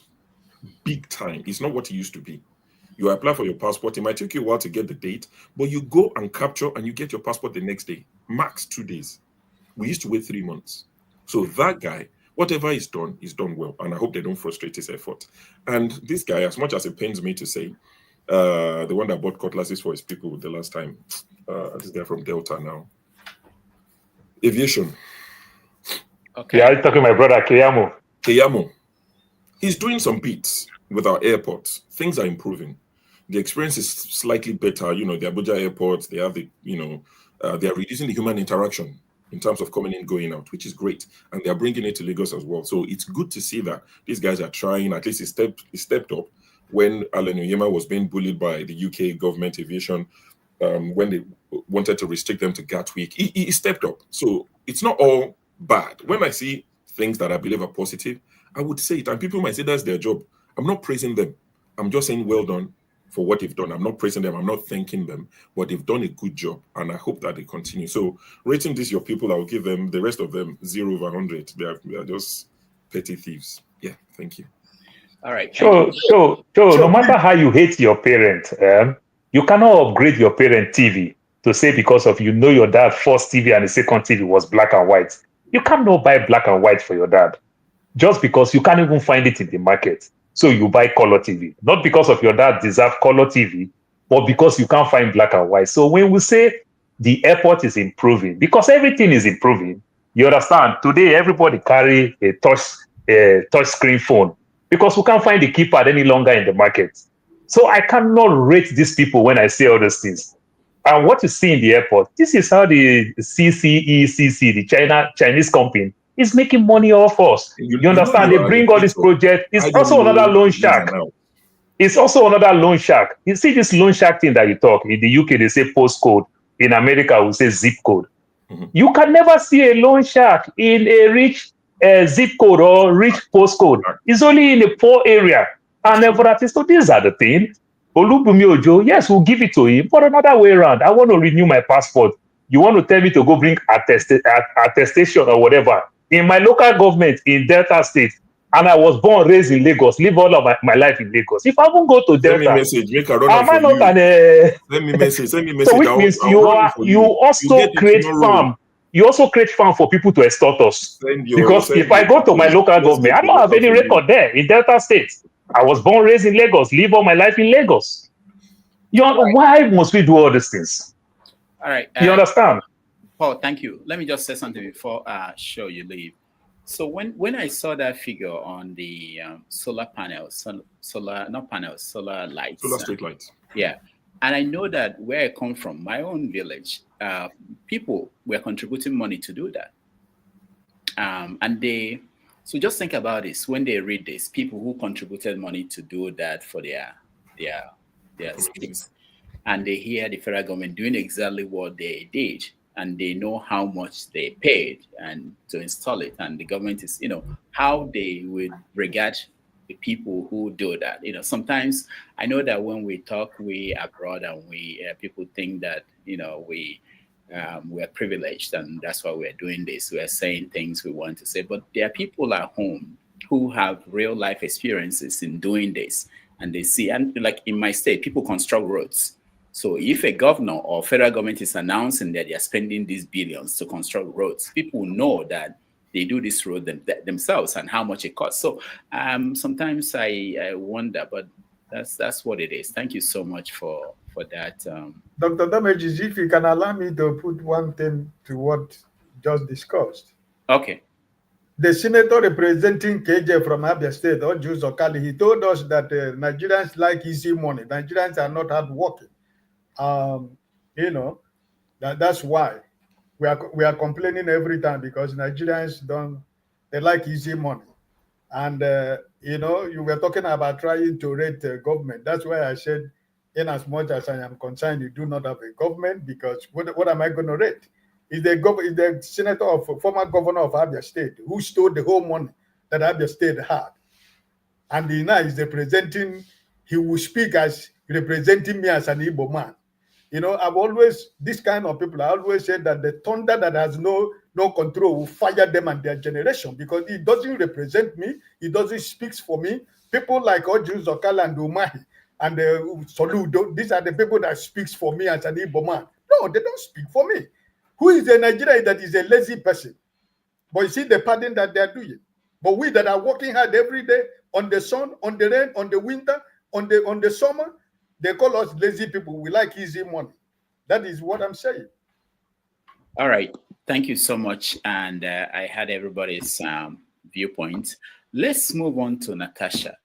On Tuesday, I think, she's currently in the UK. On Tuesday, she's returning to Nigeria. And when she returns to Nigeria, there are rumors that she might be arrested at the airport. She plans to go to Nigeria straight and go to court. That's based on an interview she granted Adiola Fayemu yesterday on her platform. So let's watch a little bit of that, and then we discuss some of the things that came out of it and what might happen next Tuesday. Previously written in my support. Okay, so let me, what's this one? So I'm not able to blur, but maybe you can skip that part so they'll know that, okay, that's what it is. That also I can. Yeah, I'm sorry. You've probably heard about Boxable's flagship product. Let's see. I think I kept also, it. I can forward to you what that was, is my petition, my lawyer's petition to INEC. That was what I sent there. So later on, she did say that she had a message. She reached out to my friend, Ina Okoli, that she didn't want to speak to him on blah, blah, blah, that she was an independent person pursuing justice. I didn't really understand where this came from, because at that point we had finished talking. So I didn't, so when she said that, I didn't really understand that. So I think I tried to call her, but she didn't pick up. You can scroll down to see. Please play it for the. No, just let it run through. Yeah, you can see that I didn't really understand where that my friend stopped. So here, Also, part of the conversations we had, now please pause here. Part of the conversations we had was the manner in which Senator Nweboyi went all out, castigating me and demeaning me on all the news platforms.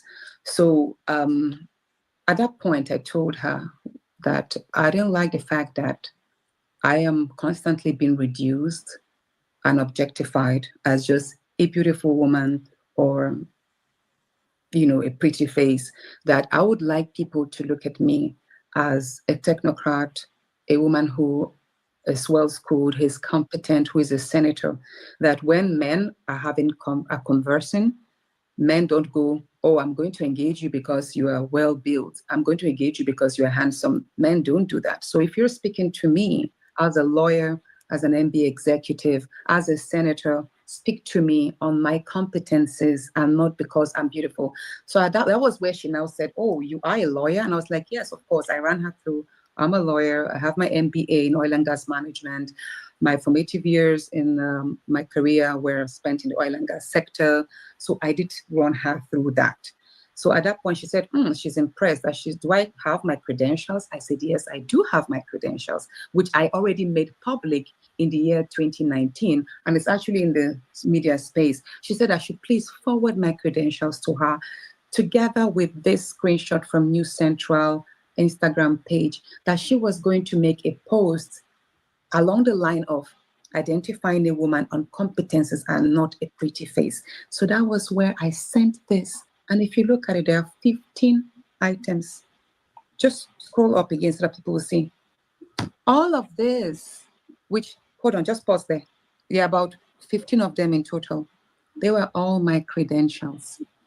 They were sent in. I dropped them in at the same time. It's like when you drop pictures or PDF files, they all land at the same time. Contrary to what she said on her live, that this were when I was chatting her up and offering her 200 million to blackmail her. All right. So let's stop it here. I want to believe that most of you watched it. I watched it, but those who did not, maybe when we have the conversation, we can clear some things based on what Natasha said. So first of all, let me know by indicating how many people watched it. Let me know who can actually weigh in with facts. Okay, let's start. Let me start with you, Tony. I'll come to those who didn't. Tony, what did you make of her presentation?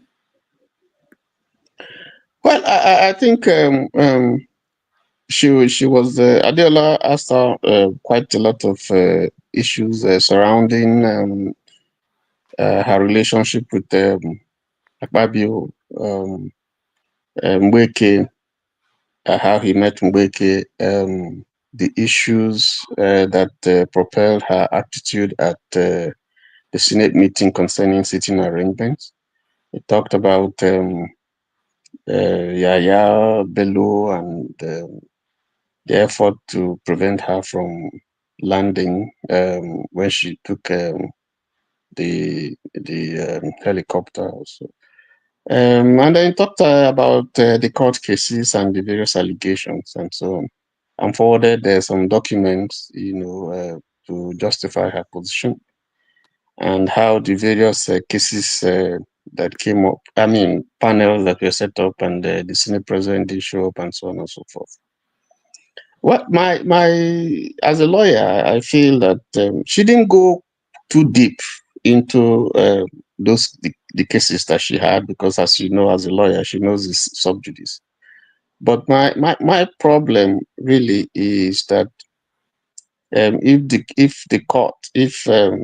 they had the Senate did say to her, when they sanctioned her, that she must not discuss those issues, and I think as a lawyer too, she's not supposed to wade into all those things that are waiting for court trial.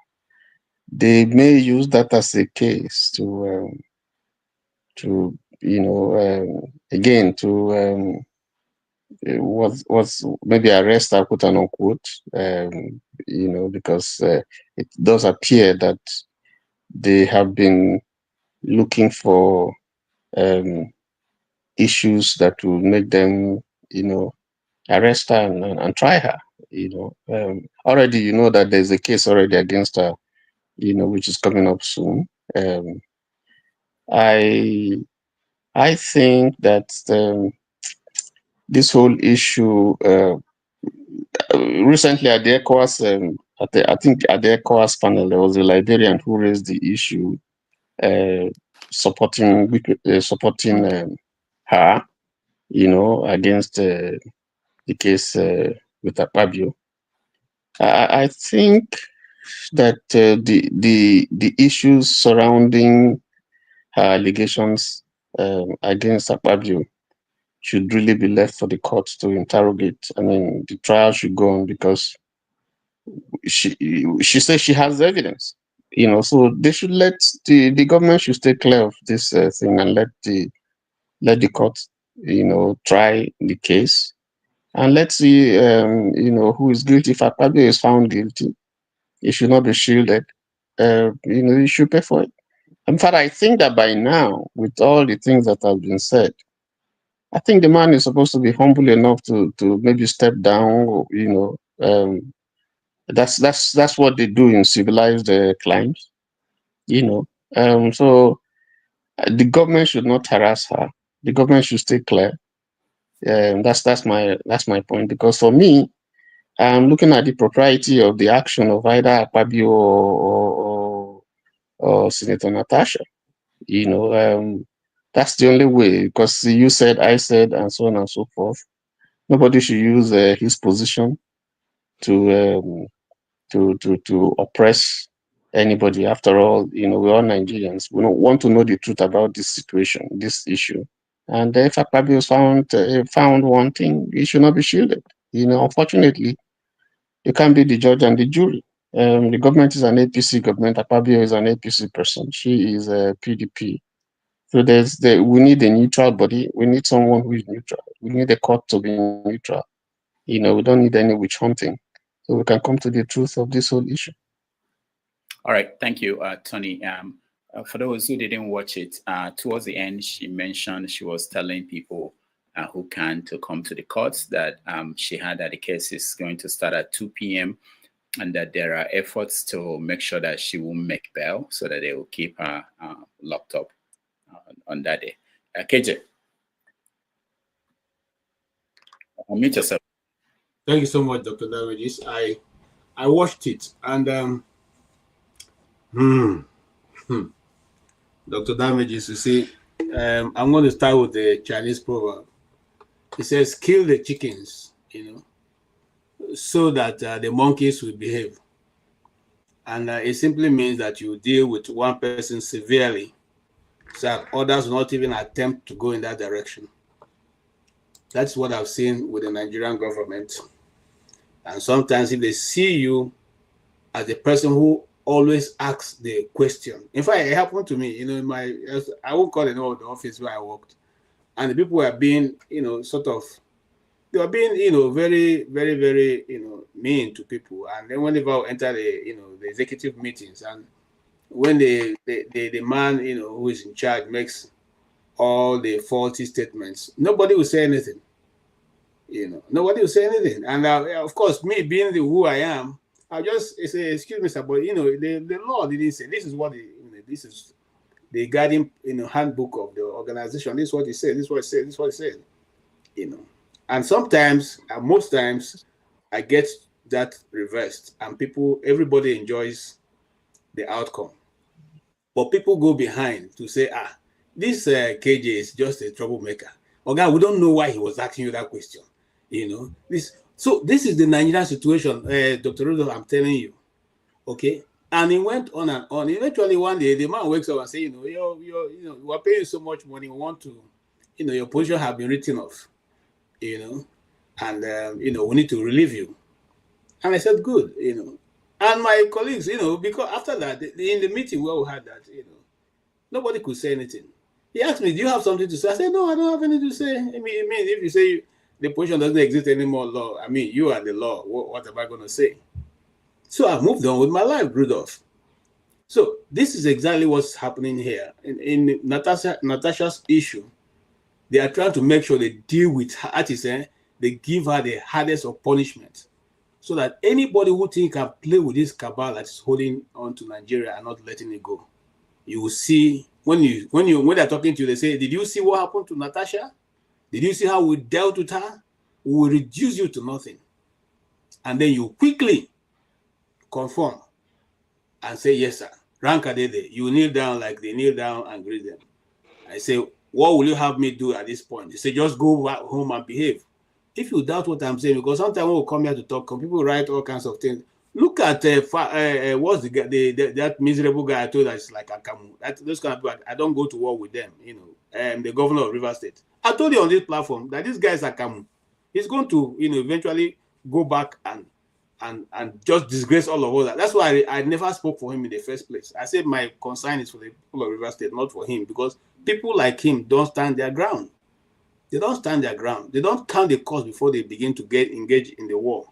And then you get to them inside the middle of the ocean, they throw you off board, or they say, "Look, we're no longer interested in going back, take us back." That's what's happening. For Natasha, I listened to the interview and I felt that she was being a bit too forward. If you ask me if I was one of her in her advice team, just like I said earlier on, hold close to your evidence. They are looking for how to beat you, just like when those people go to hunt for rabbit in the bush. The rabbit have one place to escape and have another hole where it comes in. They go and put fire in the other side and come and wait for it where it's going to run out, and then they'll catch it as soon as. This is what I've been trying to do with her.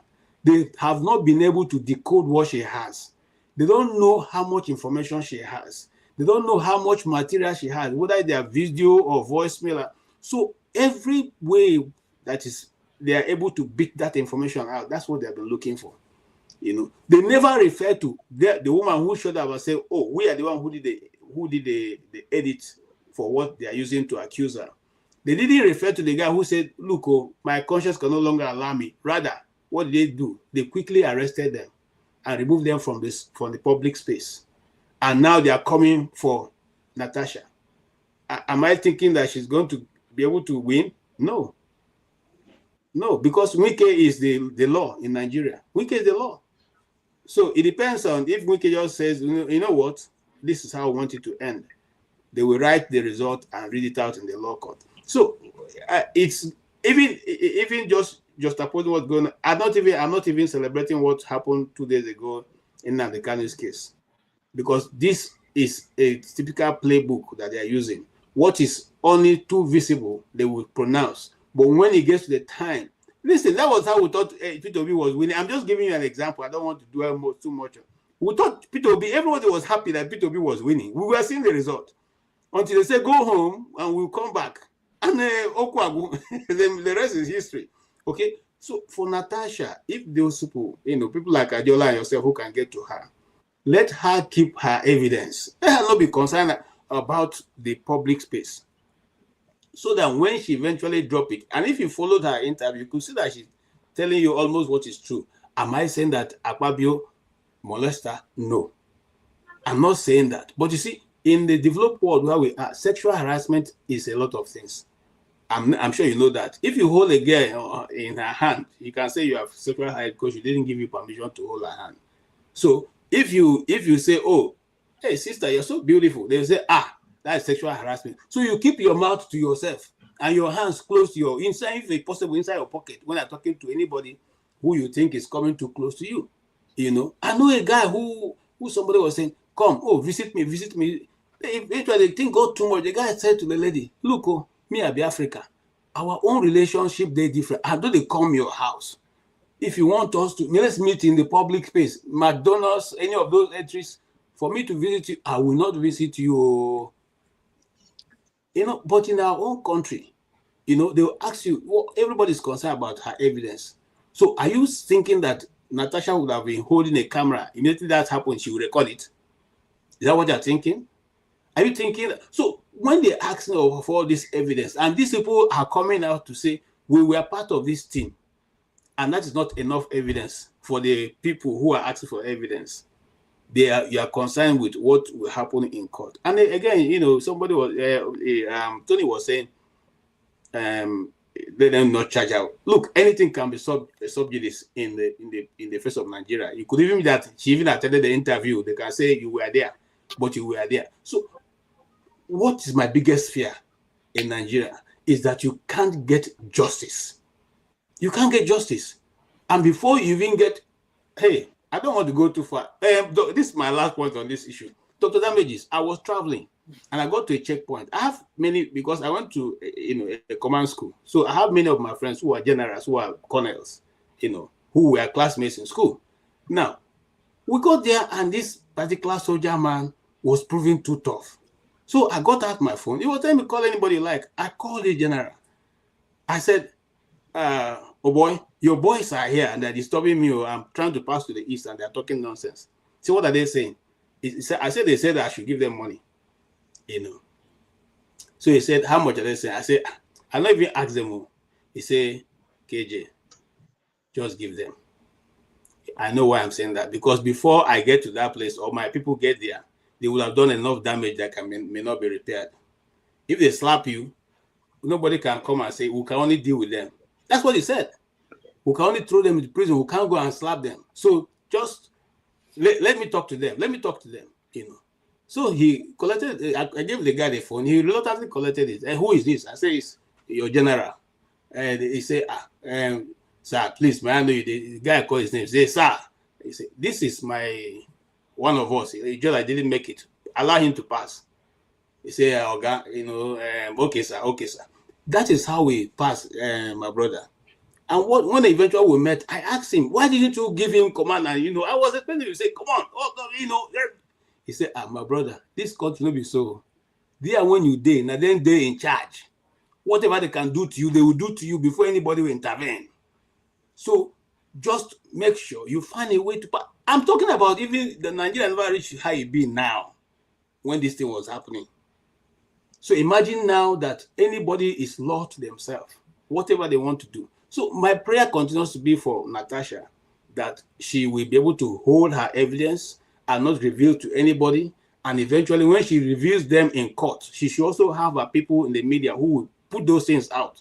So she's not only revealing to court, so they don't do what they are doing now with Nnamdi Kanu's case, and to say the court can no longer, you can't leave the court with the evidence and go and show in the public. If not, it will be subjudice. Since you are there, it's only what you can write that you can report. You can't go there and report exactly what's going on. I've never seen it.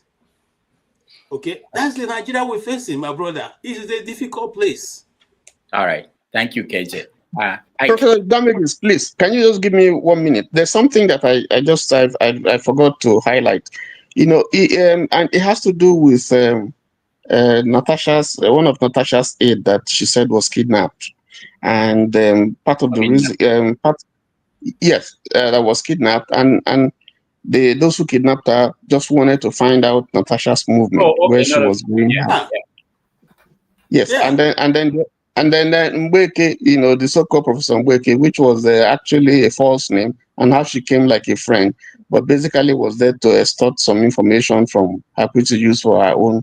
And so when you look at some of those things, you are worried. You tend to worry. I try to be neutral on this whole issue, but when you hear those things, those accounts, you begin to wonder whether, why would they be doing all these things to this lady? See, there are many questions. I'm not taking too much time, Dr. Medis. There are many questions to ask. Let's reverse a little bit to the SA who came to say, "Oh, it was me who Professor Mbeke was calling," and people were calling me. My phone was ringing non-stop, and I was wondering how they got my number. Let us go back to the video. The video didn't have your number anywhere. You say random people are calling you, and you normally don't pick numbers you don't know. But there was no number. Your number was not on the screen, on the video that the Mbeke showed. What was written was Akpabio SP.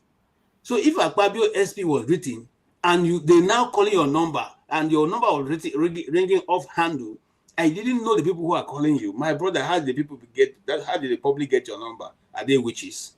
Okay, that's one. So you know that already something is playing along the line that is not true. Okay, that's why I started getting my suspicion. All this is an arrangement. Secondly, Oyibo man came to Adiola's platform to say, oh, this lady have done this thing to me, and I know many other people, just that the people will not agree to come to, you know how these people behave. They don't want to have anything to do with you, whether it's for good for bad. Just go, they've dealt with you, they don't want even hear your name. But he said he has their numbers. He can collect evidences from them to tender. He also presented his own evidence how he was dealt with by this same individual. Why is the government not looking into all those ones? But they are more concerned about a senator. If Rudolph, listen to it. So some people say they are not. I'm biased on this case because I've seen that it's tilting to one direction. You went ahead to give rulings that is against the Nigerian constitution, and you people today are upholding that ruling, and nobody is talking about it. The Senate is not saying, no, you cannot suspend the senator for 6 months. It's not in any rule book. It's for 14 days that you can suspend. That's what the court says. But till this moment, you have suspended her, you suspended her staff, you collected everything that belongs to the Senate from her, okay? You even went ahead to give an order that she should no longer be called a senator. Who are you? You be God? You be God? And everybody is keeping quiet. It's not about me, it's not about Natasha, it's about the rule of law. Each time we say this, people mistakenly begin to bring it to tribe or whatever, okay? It's not about any of those, it's about the rule of law. It's happening to her today. It can happen to anybody tomorrow. An injury to one is injury to all. And that is where I stand. Let there be fairness across board, irrespective of who you are. Thank you. All right, thank you. Ike, go ahead. I hope that if we have about 500 Nigerians who can hold people in their blockhouse and they are running hater-skater like your Senate president and his group, I think it would be better, because this lady hold them in their blockhouse, even though they are telling us to bring the evidence. I think the time is already close to go to court. Like AJ was saying, I think she's supposed to learn how to keep her mouth shut and go to court and do her stuff, right? Nigeria is already with her, so let her not be pushed by the name of interview and she open up what evidence that she has. I think she should be able to teach herself, and the husband also. The Bible made me to understand that our wives have a weaker vessel. So the man who is supposed to be the Abraham of the house and the covering of her hair is supposed to know the limit that the wife can go, talking about this issue. So my advice is, like KJ spoke, and Tony, is for her to try to, mirror what she's saying to the public and keep her things to her chest and let the thing go to the court. She's already with, at least if nothing else, 85% of Nigerians are solidly behind her, including myself. So all we are saying is that because everything has been captured, like KJ mentioned, Wike is the owner of the judiciary in Nigeria. Whatever he says goes. So if whatever they tell the judge to say the next day, they will tell you this is what it is, and you do not have any other place to go, right? They put example. They put the Labour Party Supreme Court judgment into ambiguous situation, even though they know the truth. But everybody is interpreting the law the way it suits them, right? This is the playbook. It's the script that has been written in the judiciary. So I'm not surprised, but it is good that we have a woman that will be able to stand up to this time around, standing on her feet. My hope and my prayer for her is that she has the evidence, and the evidence, or the judges of the public opinion with the evidence. I think if it is what is believable, I think that the judges are going to be in a very serious pressure to do the right thing. So my hope is that Natasha should reduce her intake of going to the press for now, gather your evidences, and make sure that you hold it to your chest until the day of your, to the court. Let your lawyer tell you what you have to say when you have to speak to the public. So you don't say because you're a lawyer. If all of us are lawyers, they go and hire lawyers also to do their stuff. So you cannot stand on the point that you're a lawyer, not knowing that you're exposing yourself. So we don't want her to expose herself before the court. So she has to guide everything for herself. Let her lawyer speak, or let her lawyer tell her what she has to say when she go to public forum, because it's really not helpful when she begin to say so many things while the case is few days to the court. But like everybody has said, like whatever I've believed, the judiciary in Nigeria has been captured by the few that are captured Nigeria. So what is it? No, it's no more a play for the common man, it's for the people that are on top. If they decide that if we can, there's a man in Asarok decide to make a decision on what they want in the court they don't have a choice to do another thing. But I think that with Ababio and his Senator Nwaboye, that I don't which state is that man represent? Where is he from? Ebonyi State. My friend, I've never seen a motor guard conduct. Even this motor guard conductor is not this one. This type of motor park conductor, I don't know where he's operating, where this kind of person is operating as a tout in the motor park, But this is what you get. This is the Nigeria. This is the people that are telling me and you. Dr. Damage is a doctor. KJ is a journalist. Tony is a lawyer. I'm a common man, class 5. But at least I have something on my head. These are the people that are speaking for you. These are the people that go to the National Assembly to represent you in your constituency. And you say honorable when you see him. Hey, honorable. A complete aguru. Yes, when you see them honorable, everybody bow down. This is what we are talking about. When you said like the brother of Umahi, they're all the same thing. God bless you, all right. Thank you, Ike. For those who do not know, Senator Nweboy, let's see if I have him lined up for those who may not know who he is. This is any issue of sexual harassment because it never happened. The problem is this, which I promised to tell you.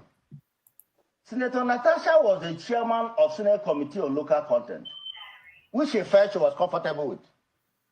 But in Senate, from time to time, committee leadership are changed. Committee leadership are, reshuffled. And her committee was affected. Like every other chairman, she was shifted to Senate Committee on Diaspora, which didn't go down well with Senator Natasha. And instead of her to understand that she's here to represent his people and not primarily to be a committee chairman, meaning that she's putting her personal interest first. She's not putting the interest of Nigerians first. She's not putting the interest of her constituency first. She's putting her personal interest first. And that is the cause of this allegation. And let me tell you, a day before she appeared on Arise claiming this severe harassment, she called a senator. And if you probe further, I will tell you the name. To tell Senate President to return her as chairman Senate Committee on Local Content. Failure to do so, she will disgrace Senate President. The senator called Senate President. Madu. So that's Nweboy, Senator Nweboy. I played that because some people may not know who he is, and but during the interview, Natasha addressed him and talked about some of the things he said in several interviews, which I would like those who are interested in the case to watch. And let me get Paul to weigh in. We have a few more minutes left for this segment. Paul, go ahead. Well, Doctor, I don't have much to say. Like the lawyers will say, they always make a reference and a precedent and every other thing, stuff like that. So I'm not surprised. We cannot beat this guy too much. Remember when Dino Melaye was doing it for Saraki? So this is the new Dino Melaye and every other thing. Till Dino Melaye will wake up one day and see Saraki go join Tinubu, like his vice Okowa is with Tinubu now.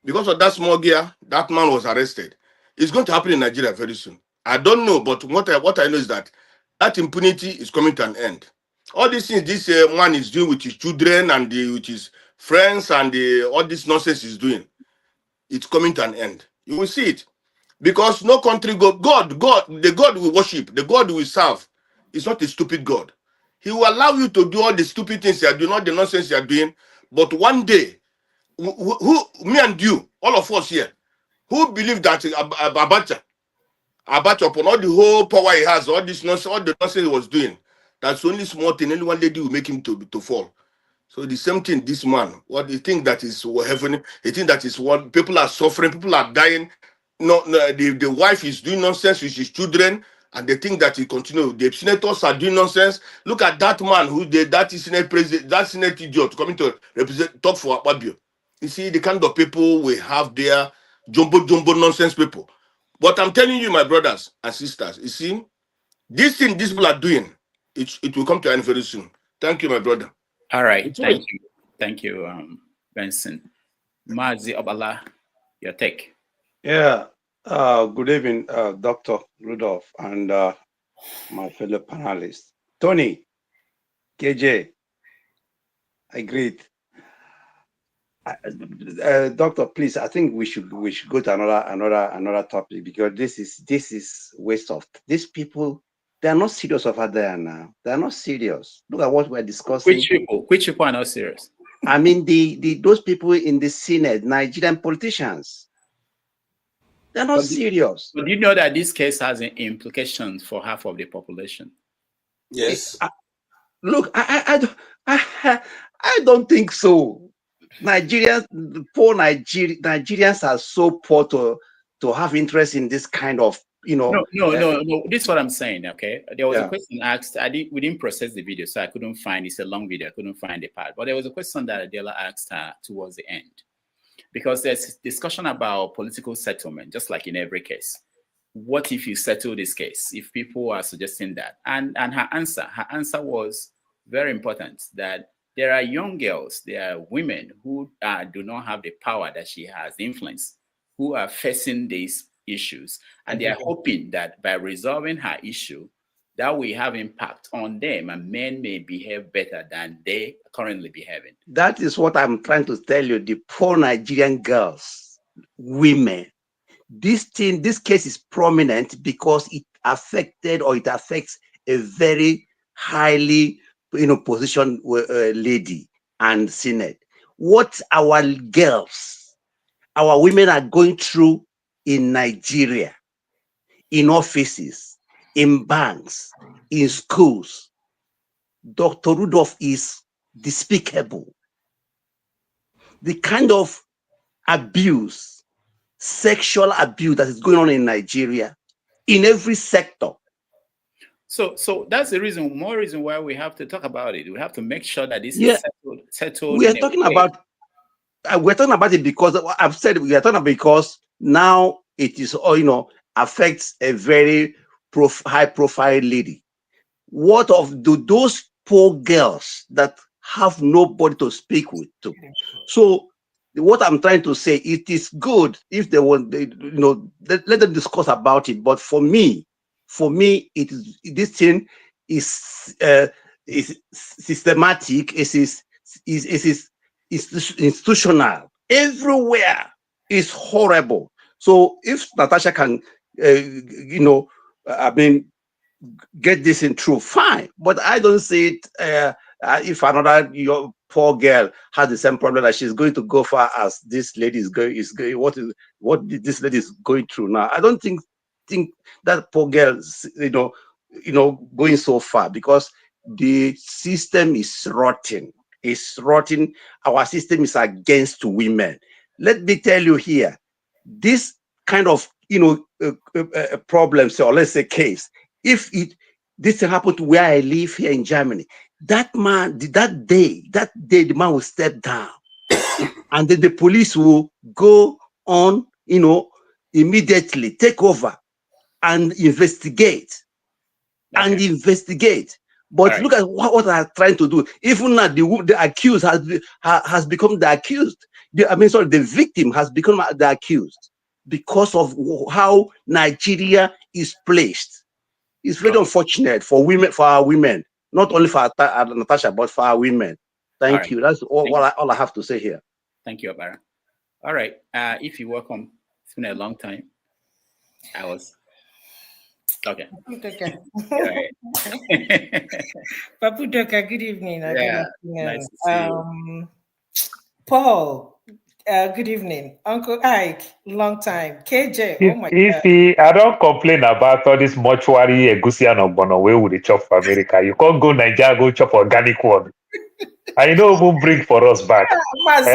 Good evening. And Tony, good evening. So, this issue of Natasha is a trigger for me. And like I always said, if you haven't been a victim of sexual harassment, please don't talk about it. You know why? Because it's a trigger for some people and people like me. And let me share this a little bit, Papu Doka. And every time I talk about it, I get emotional. And for people who are criticizing Natasha, this is her story. You were not there. And when I tell mine, this is my truth. You were not there. KJ said something about, will you be carrying camera everywhere you go? Sexual harassment can happen anytime, even when I'm talking to you right here. It can happen anywhere. So who has now, even though we live in the world of technology and social media, everybody will bring out their camera and all that stuff. When it happened to me in UNEC by a professor called Ukuru from Arrestedst, I will never forget about it. I will never forget about it. He made me have a carryover. What did I do? Nothing. Because he's been trying to get my attention. I refused. And guess what he did? He waited for me until the day of the exam. We are taking his class, Banking and Finance. I studied accounting. It's one of those classes you have to take. This man stood behind me while I was sitting with my other friends. Stood behind me, copied my reg number, copied my name. After the exam, I did not see my result, but the rest of my friends saw their results. I went to him and I said, hey, Prof, I didn't see my results. And guess what he said to me? And I quote, meaning, have you finished running? I'm holding you. I don't know what to do. I will never forget it. I cried because that was in our third year. So I only have one chance to take this class, and that will be my final year. If not, I will not graduate with my mates. I will come back the next year, meaning that I will not go to service with other classmates. There is nothing I did not do. I thank God for my friend Chinyere Dike, because when I said this man tortured me, I went through Idiabo, he's from Arrestedst. I went through Vincent, he's from Arrestedst.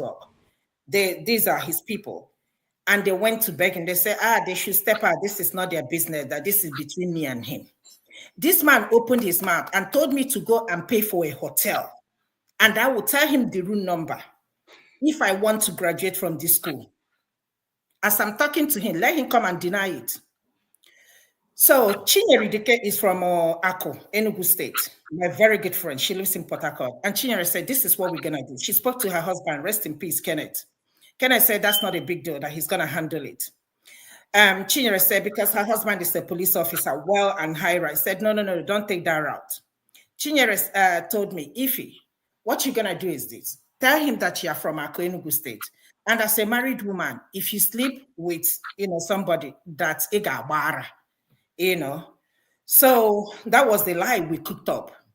And I went to him with money. I will never forget about it. This was around early 2000, when 10,000 naira is a lot of money there. I knelt down in his office and I begged him. I said, this is it. Oh, there is nothing in it. I would have done it. I would have done this. Even just both of us, Chinyere and Chidebele, they were waiting for me downstairs. I begged this man and begged this man. This man refused. Said, you have to do the right thing. Anyway, long story short, did it happen? No, it did not happen. Believe me or not believe me. So he said I should retake the class. And if you are, I don't know how it is now. If you retake a class, if you carry over a class, it's going to drop your GPA. Yeah, it drops your GPA. Yeah. Okay. And that class, you can't have an A. It's either B, C, D. You will never have an A. You got a D. No, you can have a B, C, but you cannot have an A. So I went and retook the class. Even with retaking the class, this man wasn't happy. I had to come back again to beg him. So finally, I had to come with the guy that wanted to marry me then to actually beg this man, say, I am her husband. Please. That was when the man took the money and gave me a B, and I graduated from that class. I vow, I said, we'll never forget this man. 2 months ago, Idiabo texted me and sent me a picture of Okorokoro. Guess what? I went mad. And I sent to him, I wrote him, I said, stop sending me anything about this man. You know what this man did to me. Guess what this idiot told me? Something that happened. You still have that grudge, that anger. So he never considered, he never thought about what I went through. The question remained, why did you even send me a picture of him? Why? Why? This have more than like 20 years ago. Why are you still talking to me about this man? What I'm trying to say is this. You know, people are criticizing Natasha, asking her to bring evidence. Do I have evidence? No. If I call Chidabella, she will tell you it happened. If I thought she called Chinyere or Luchi, they will tell you it all happened. Do I have evidence? I don't have no evidence. But let me tell you something. When people tell you a story, believe them until they tell you otherwise. Mazopara asked, you know, we have to forget about this. We know that this. No, I didn't say that. I said, no. Please. I didn't say that we have forgotten about. I said that. No, I know. You were saying that it's disgusting to be talking about this case and other stuff. It might be disgusting in a country where there is no justice, because if Natasha Akpoti is in this country, Akpoti will never smell any political office in his life again. I mean, his political career will be over. But let me tell you how stupid this man is. He's not intelligent. He's not smart. He's a coward and he's an idiot. And I will tell you why. If this man is smart enough or intelligent enough, and the day this woman made this statement, of course, we know the truth lies between Natasha and Akpoti.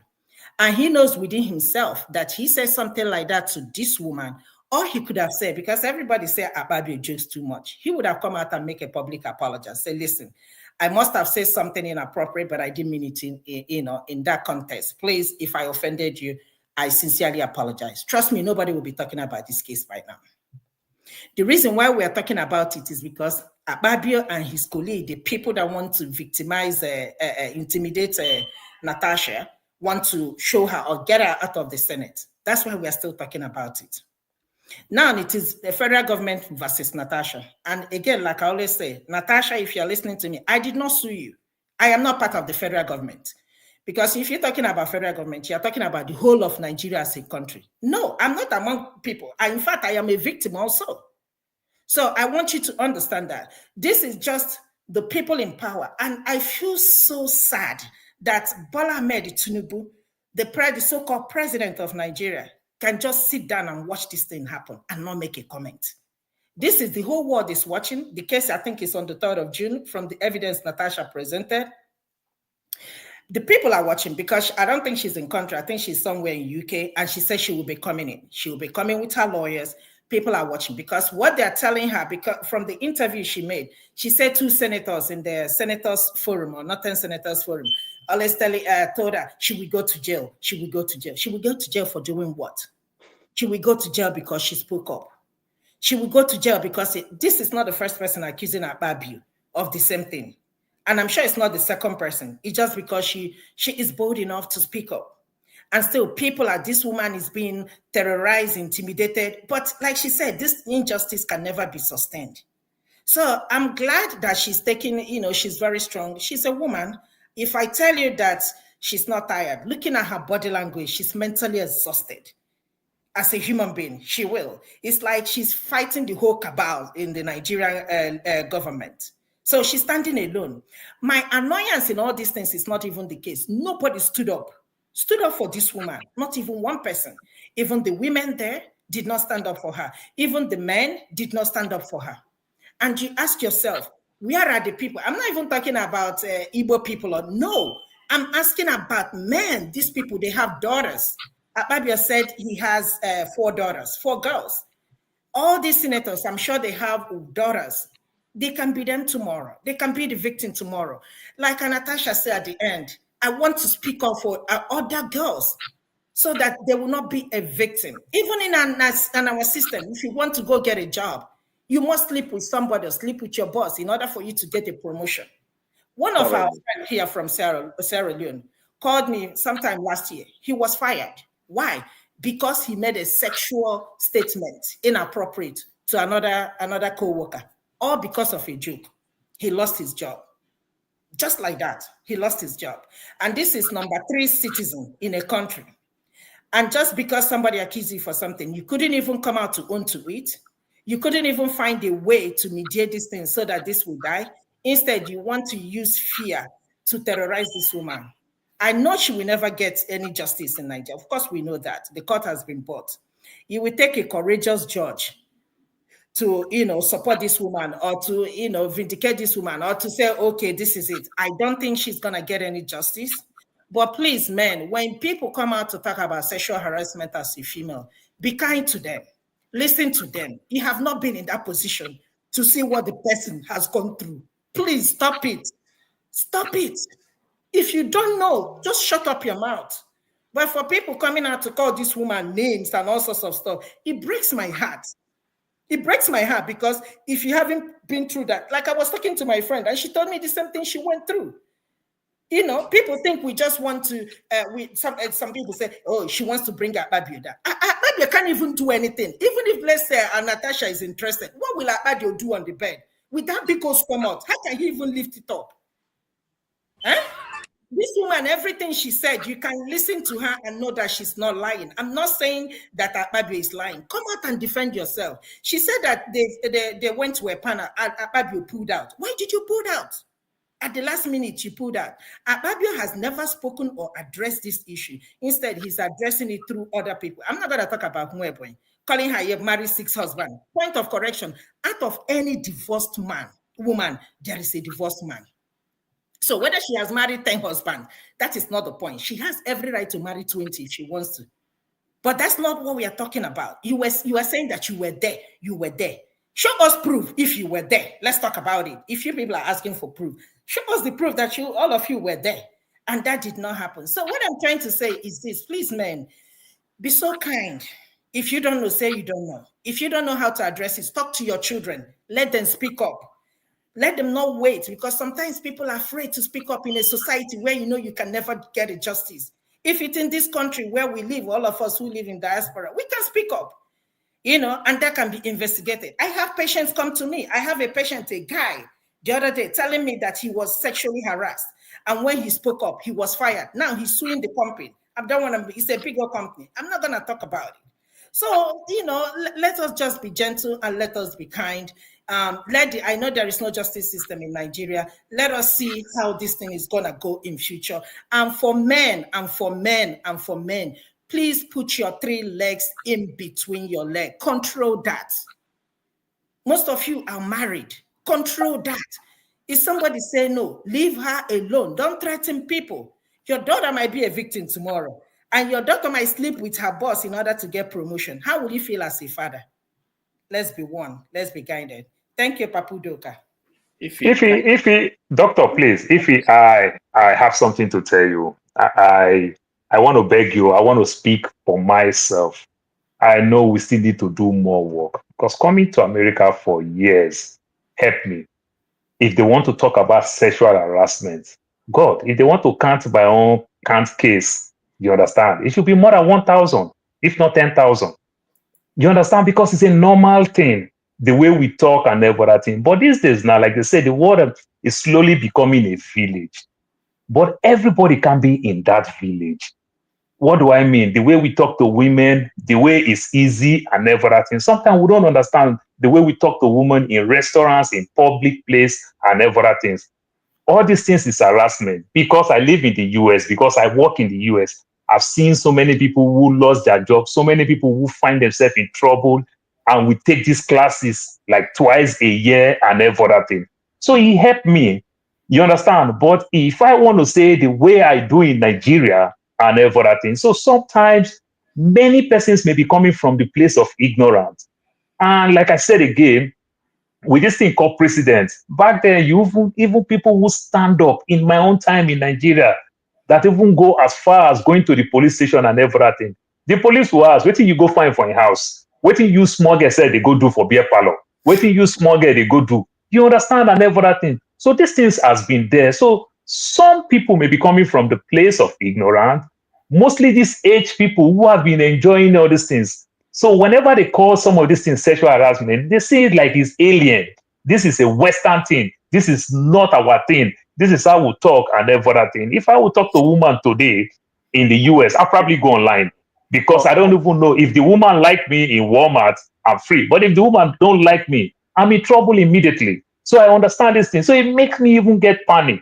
So sometimes some people are coming from the place of ignorance. We still need to factor that part and also through more awareness, put more enlightenment to enlighten people that you don't do this and that and this. I think that is also important. It will also help us go a long way. That's why you discover that in Nigeria, from what the other man was talking, said, this is not a news. Because truth be told, it almost sounds like it's not a news. But I can tell you, that's why I can tell you it is. Because we are not addressing it. That's why it's yes. not news. And because, we don't have a judiciary system or a good legal system in Nigeria. That's why people keep doing it over and over again and thinking that is good and nothing is okay to do that. So when you speak up, people will be like, are you the only person? Are you the only beautiful person in this world? Why is it only you? Natasha, sorry, Papu Doka, when she was accused by Reno, she addressed that issue. She said, Abio is the only man that I have ever accused. I never accused Reno. This is the conversation. And anything she's telling you, she's bringing a proof. There is another man that she called, and the man came out and said, this woman never accused me of sexual harassment. So, you can see the genuine honesty in what she's saying. And, at some point, the first day she addressed this issue, she was so emotional. If you listen to her, she was really down because she knows the backlash that she's going to get. And that's exactly what she's doing. Trust me, if this woman is lying, she will not keep pushing forward. And I'm sure she wants to see the end of this. Whether it comes out in her favor, it comes out in favor of her, her story will always be told. She will continue to stand tall. Bye, guys. All right. I'm so sorry, Ify. Paul, stop. I'm so sorry. Yeah. Thank you, Ify. You spoke well. Thank you so much. Ify, thank you so much for sharing your story. It's not easy. I don't know. Most people don't understand some of these things. When we see a moment like this happen, the first thing is not to push the conversation in any other direction. It's first of all to acknowledge what the person, because it takes a lot. I don't know if anybody has been talking and broke down. It takes a lot for people to share their stories, especially things that are deep like this. So that's the first thing. It's not even about going for that to talk about anything else. It's really to acknowledge what she went through for an adult to come out and be talking and break down. It's a lot. So we're going to... Doctor, I know you're right. That is true. See, doctor, something happened to me 2021. Hold on. I went to Nigeria. Let's take a break. No, please, no, doctor, please, let me just touch it seconds. I went to Nigeria with my kids when I lost my mom. And we passed immigration. My daughter said she felt violated. I was shocked because I was with my daughter all the way and everything. What happened? You understand? The way the immigration talked to her and everything. All these American people, I don't understand. This is your passport. She said she felt violated. To me, you understand, coming from that place, I was there. I didn't see anything. So my daughter, the way the man talked, the way the man touched and everything. So that's where I'm just coming. I'm just saying more awareness still need to go on. You understand? But it is true. It is 100% true. I take this class every year, twice every year in my place of work. So I see all the old red flag. Somebody like me who is the talking type, sometimes it's just hard. I don't know how to hug people. Never. I don't know how to hug even my family member. Never. I can't. You understand? Because I don't know where I will pass the line. And you understand? And me, I'll be high voltage. Before somebody go hug me now, something go get us a bit now. It put me in trouble. All right. Thank you so much. We'll be right back.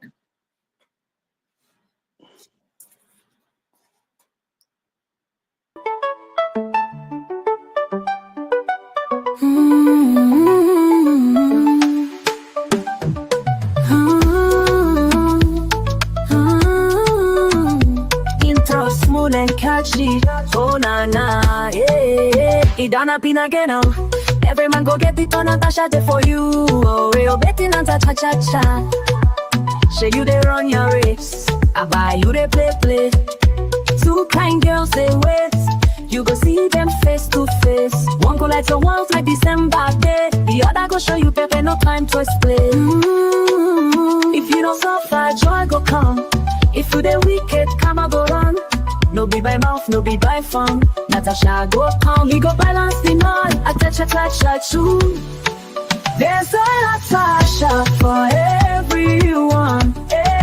Choose your own, make you no go wrong. Oh no, show your wahala, it there your hand. They go collect what you don't plan. Now the Natasha you on. Now the one we go time. Your story to song or burn or fire. Better choose well, my turn. Let's go.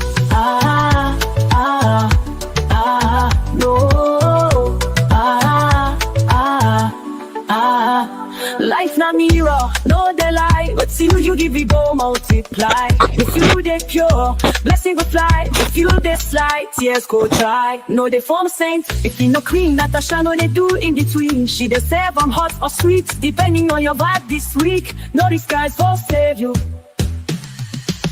Natasha go find you. The team chink la me. Come up for the fake ones. No disguise will save you. Natasha go find you.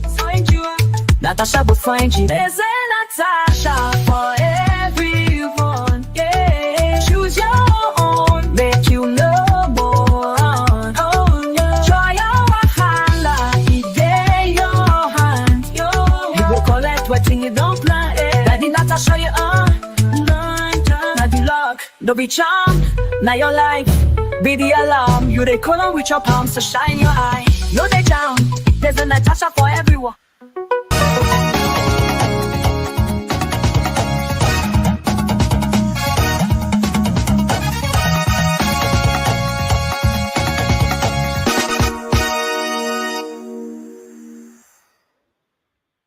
All right, welcome back everybody, and thank you for staying with us. We are going to round up and go to the next stream that forefathers will handle. But before we do that, I want us to review what happened and maybe touch on a few more things. Forefathers, you have you can still get your 3 hours because the ladies' show will start at 8, so that's good. Let me hear from. I wanted to say that I watched that interview from the beginning to the end. I saw some comments, and even on this platform now, I see some comments from people who, personally, I'm not a lawyer, and I don't know the legal advice she got, but I understand from a layman's perspective her decision to come out and talk. Because over the period when she was stopped from speaking to the media, I think she lost the public opinion on the topic. There were many questions that were raised, and I felt that she addressed them. I was expecting people who disagreed with her or her perspective to come and I want to hear whether they were convinced by certain things, like the issue of the Reno Omokri, who was put into the story that Reno accused her of sexual harassment. She came out and said that she never accused, that she accused Reno, that she never accused Reno of sexual harassment. She didn't pay Reno Omokri. I wanted to know if Reno has responded. If somebody paid you, somebody's saying that I didn't pay you, but Reno said that he was paid. So there was instances where there was another issue about Sandra when she came out first and said, I didn't know, I didn't speak to Sandra Drew. She addressed that. So all the issues that people had that was framing that story, she dealt with that. I wanted to hear from those people who felt that, who were already judging her and passing their judgment, how they felt about the interview, whether there was something left out.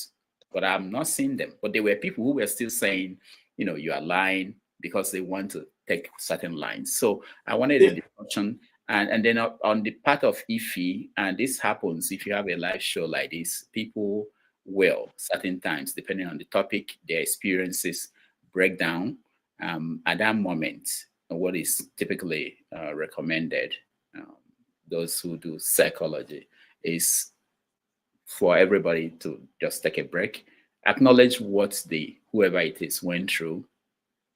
It's not an easy thing.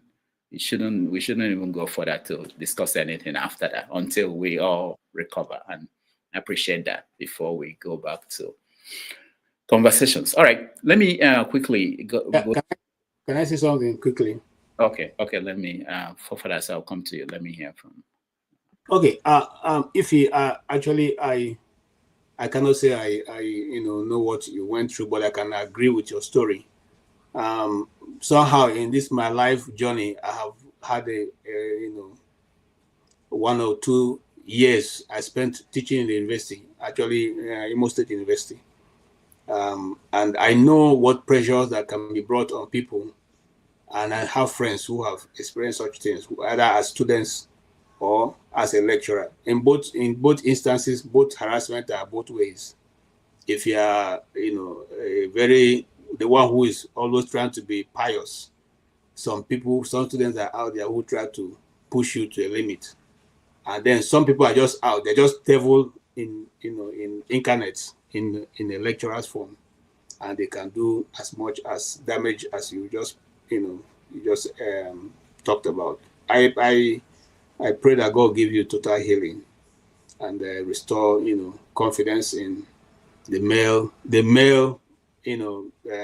Homo sapien, as the case may be.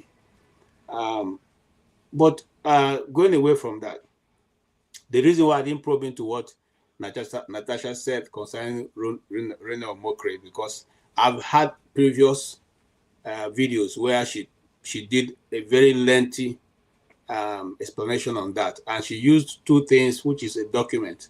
When you are living Nigeria, leaving the country Nigeria to another country, you get departure, and when you come back, you have arrival. There's no way you can get departure and come back and without having arrival. So when she explained it, the time that Ronald Mokri was saying that he was in that place, in the position, he couldn't have been in Nigeria at that time because there is no arrival. There's no arrival. She explained it so clearly, it was there for anybody to see. I'm not, again, let us, not put it here. We're not saying, Akpabio, you are guilty. We're not there. We're not saying, Akpabio, you're not guilty. We're not there. We're saying, don't harass the lady to bring her evidence. Since she has said you went to her privately to withdraw, she said she will not withdraw, she'll meet you in court. You took your lawyer who made 2-3 interviews insisting that she will bring her evidence or write apology. She refused to write. Why then are you constantly bringing her to the public forum? And why is the government now trying to be the one to prosecute her on your behalf? On your behalf. For me, that settles it. Okay, you are trying to use the system to harass her. If it's defamation, is that if it's a criminal case, is that the reason why? Is that the most important thing that you guys should be dealing with right now as a nation, where we are losing 20, 30, 40, 50 people in a week? Is that what we should be dealing with? And you are trying to protect. Look, a man who you are calling as a super weakness is one of the people who ate the money, chopped all the money of Kogi State. That case is still with the EFCC. You people didn't find it. The government didn't find that more pressing to take him on and get back that money. There are more than 4-5 people who have come out to debunk Professor Mbeke, but Professor Mbeke is your 3rd star weakness. Come on, man. Are we still a country? Are we still a country? I may not like anybody. I mean, not everybody that comes to this panel I like so much, I want to be friends, but I cannot stop their view. Or when they are saying the truth, say, I don't like this person, let me not accept the view. No, that's not how the world lives. I mean, that's not how the world runs. Irrespective of what you think. The same people who Jesus flogged out of the synagogue were the same people from which Paul came from.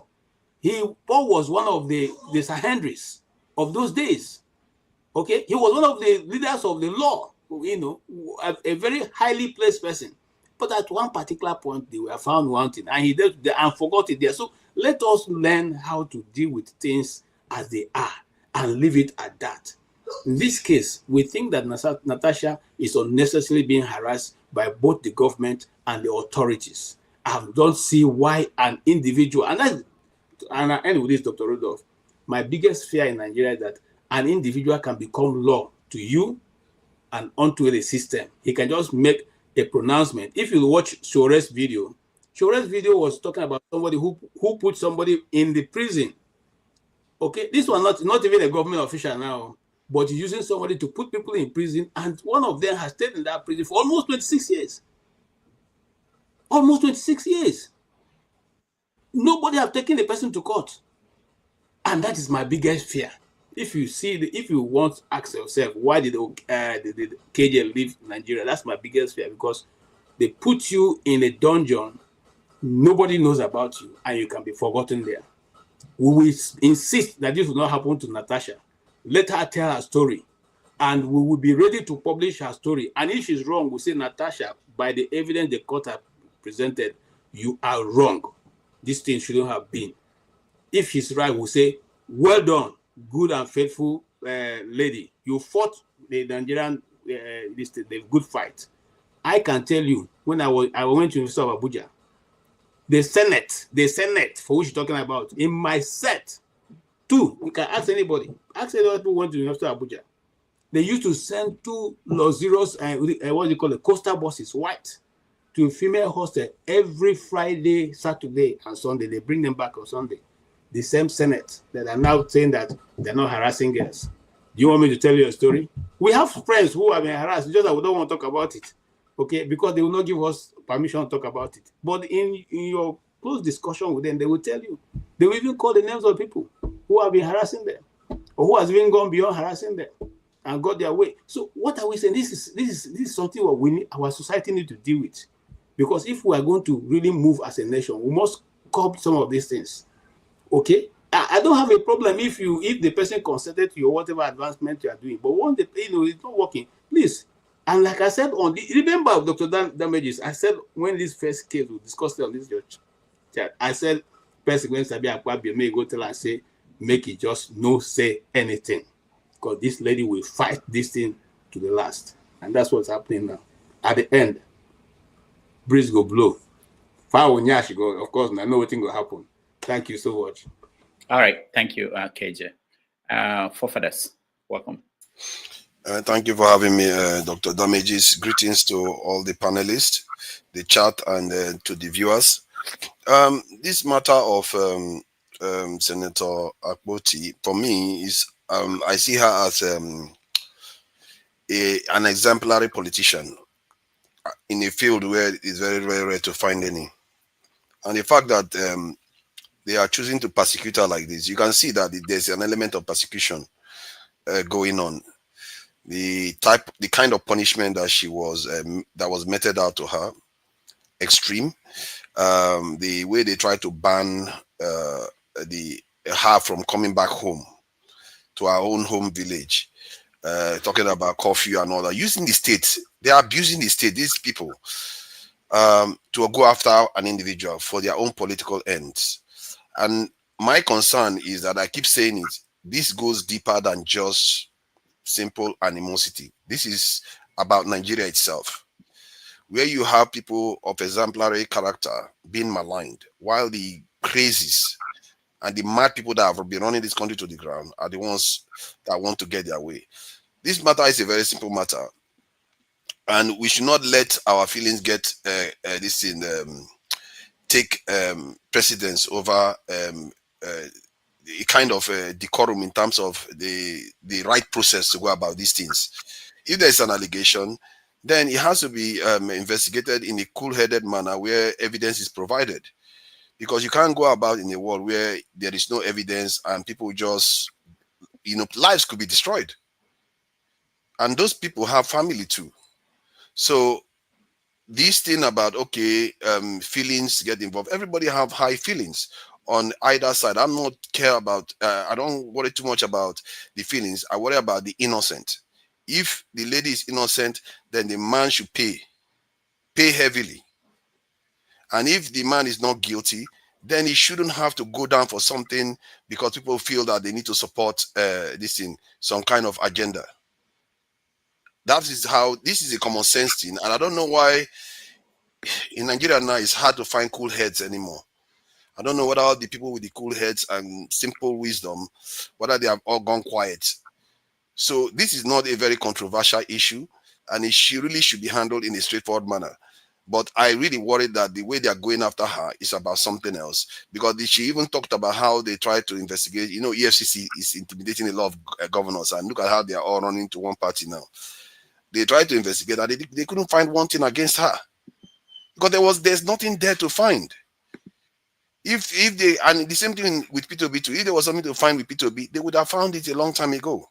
There is nothing there to find, because that's how they intimidate people. Either they try to use evidence against you, they use money to bribe you, they use one thing or the other.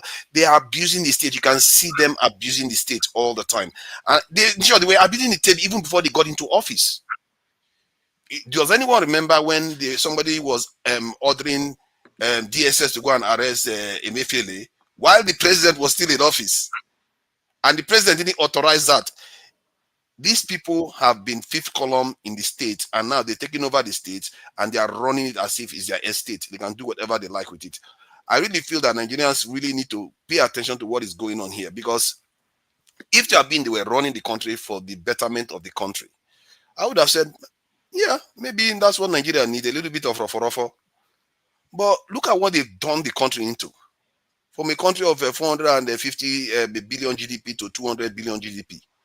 From a country of lower this inflation to a higher one. Cost of living is expensive. Everything is just more difficult for no real reason, other than for whatever this president wanted to do it for, which I believe is not for Nigerians, it's for people out there that he's doing most of all this is for. So I really think that people should pay attention to why they are going after Natasha. I really feel that Natasha should be talking about the work she's doing. I don't think it's about just sexual harassment. There's something else going on. Because anybody I see in Nigeria that does anything good, it's almost as if they never prosper. What is wrong with Nigeria? Even Dangote now that is praising Tinubu, look at how they frustrated him. Till today, he's still buying crude oil from overseas. Nobody that does good thing. Why is it that Nigeria, the establishment, want to punish them all the time? I will leave it there. I don't want to go on too long, but I just feel like people really have to protect this about people like Natasha, because there are not that many of them. How many can you count in Nigerian this thing? Like even the Labour MPs that were Labour politicians that were elected, they have all gone to join the gang. There's no one else remaining. I'm not even sure there's anyone in that government, in the government corridors now, that you can say is an upstanding human being. Can anyone tell me? I don't know. She's the only one. Thank you. All right, we have to round up. I will invite the people in the panel, anybody who has something to say. We end it with, yeah, go ahead. I think our sister Ify, maybe she misunderstood what I was trying to say. I was not trying to say that Natasha has no right to, to fight for her right. What I was trying to say that this rape, this sexual harassment is deep rooted in the society. Very, very, in every sector. And she confirmed what I was trying to say. Look at her stories. But because she was poor then, 20 years ago, assuming that she went to the police or the authority to report that professor or her lecturer, nobody would have listened to her because of where she's coming from, because of her background. That's what I was trying to say, that it is so systematic, it is so institutional that it is an epidemic that I don't know who is going to cure it. If I tell you what my niece suffered in Nsukka, what my niece, even from here, where I was sending money, my niece that I trained in Nsukka, what she went through before she could, get away from that place. These people, they are They are just the animals. I mean, sorry to say it. Everywhere, those people that have, have power, authority over you in Nigeria, they are irredeemable. I'm sorry for our sister. If you misunderstood what I was trying to say, I'm sorry, but I condemned what do you call it? Akpabio, look at him now. Look at the way he talks. Does he look like a human? In fact, the worst Senate president Nigeria ever produced. I mean, this man, whenever he talks, I just close my eye. I just get away from his, because what are you going to learn from him? Thank you. All right, quickly, just 1 minute or two for everybody, just to round up. What keeps you up at night? Let me start with you. Let me give professionals. Paul, let me start with you. We've been here for a long time. You were here from the beginning, so you should know quickly. Doctor, nothing keep us up at night, other than when you see +234 WhatsApp call and every other thing. That's just it. You understand? You already know that it's problem solving. Nothing less, nothing more. Then they pray for you like you don't know how to pray for yourself. You understand? After they finish prayer, then you pay for the prayer. That is what keeps me up at night. You understand? Nigeria, 2 + 2, 3, 4. Sometimes the way we stereotype here, we try to gossip this one that is doing drug.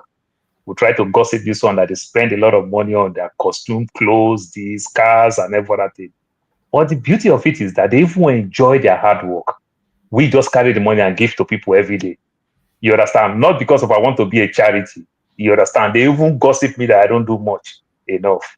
So it keeps me up at night. You understand? And every other thing. I don't understand how the system. Doctor, I will tell you, when my daughter got to college, I know I spoke with you like several times over it. I cut a job of $32,000 down to get scholarship for my daughter. You understand? Which also helped my health. You understand? To rest more and everything. I cut 32,000 down. But in this case now, in Nigeria, you just pay for everything. You know, so when I won't challenge these people, why don't you do this? Why don't you do that? They say, oh, uncle, how about you do them? Truly, I can't find anything online to apply for anybody in Nigeria.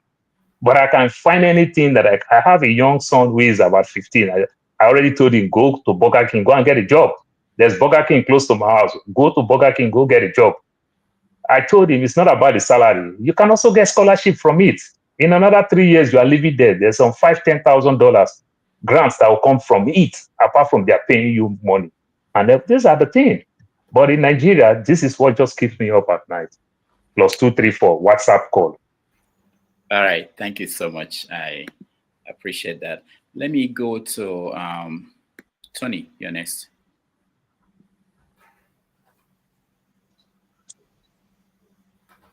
Tony, unmute yourself. 2 minutes.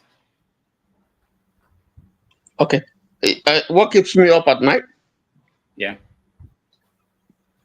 This platform. This platform keeps me up at night. I am an early bird, so just the company, you know. It's a period for me to unwind. It's a period for me to meet people, learn. It's a period for me to,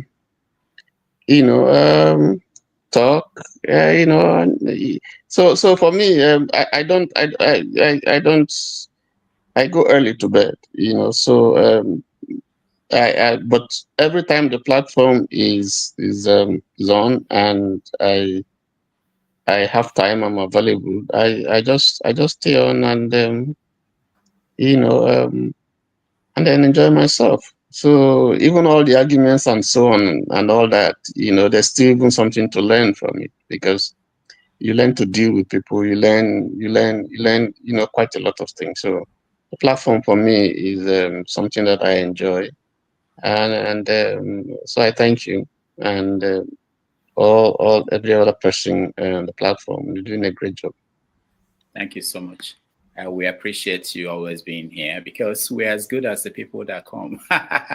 Otherwise, you see KJ, we'll be talking to KJ and everybody will be looking at him like his words will finish. He won't have anything else to say.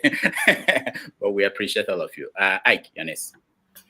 Brother Tony, are you New York Knicks? Tonight is another chance for you to not to go. Where are you? Rudolph said it's Celtic.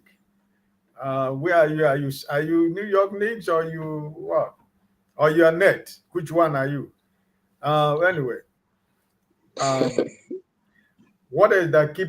If it's not Nigeria, what they keep? Why are we here?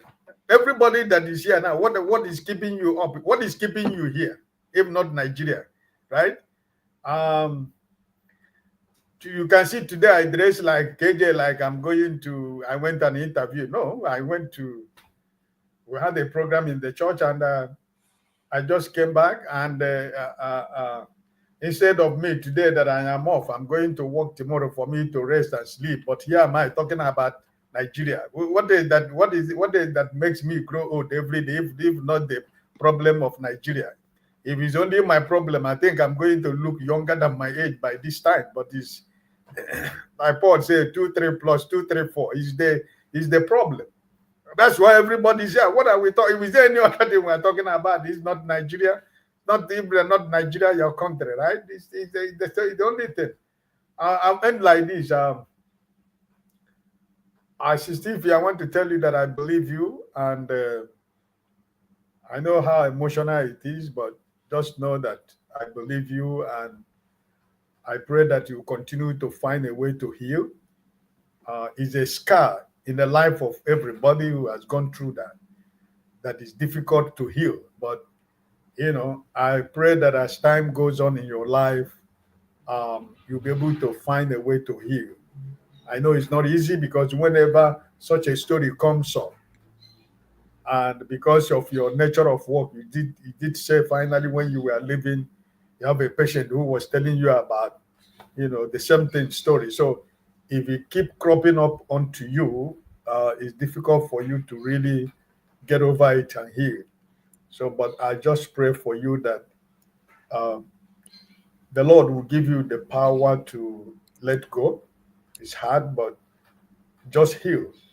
I pray that you heal. And also, I hope that while you are healing, you put another lens in the life of men, because all men are not the same thing. So I just pray for you that you heal. Okay? God bless you, and thank you for sharing your pain before us. Like Dr. Damaji said, it's not easy in the public space for somebody to do this and break down emotionally in the camera. So just know that we love you, and we'll heal with you. We'll continue to remember you in our prayers. Okay? God bless you. Thank you, Dr. Damages. All right, Ike, thank you so much. KJ. Yeah, I totally agree with my brother Ike. First of all, if he again will keep upholding you, so that you can find in a way of forgiving and moving on. As a Christian, we say that one of the things that bring the cancer cells to the body is unforgiving or too much bottling of anger and in your system. So each time you have an opportunity to laugh out, to speak out, please do. It helps you to heal. It helps you to relieve, whatever is bottled up in your blood system, in your lungs, and all that. That's my belief as a Christian. What keeps me up? Dr. Damages, the last time I told what keeps me up. Now I say nothing to keep me up. When I want to sleep, I just sleep. Nothing keeps me up, because I have sat down as a grown, full adult, and I decided to tell myself the bitter truth. Nigeria don't want to be a nation. Let's face the facts. There's no need to beat about the bush. Which is there? You study nations. You are a historian. Is there any history book you have read that the country has 2 kinds or 3 kinds of policy for its citizen? One set of people have one, and that set of people have another one. It doesn't happen anywhere. Is there any country where people just sit and make themselves, their people, idle? They just want them to remain in darkness and doesn't worry anybody. Is there any other country in this world where people will be running? There's a government in place, but there's a particular group of people that they are always coming to harass the citizens of that nation, and their army is not doing anything. Instead, they are more concerned about a peace-loving people. that last week I was reading there's a human rights human rights organization that exists in the East. They publish how much it costs the Eastern people, the Eastern Nigeria, a month. Okay, that extortion that they get. Oh, I think 2 point something billion that they extort from people every month in the East. And I've concluded that I will not allow the issue of Nigeria to keep me up any longer, because we are not making any progress. No matter anything anybody tells you.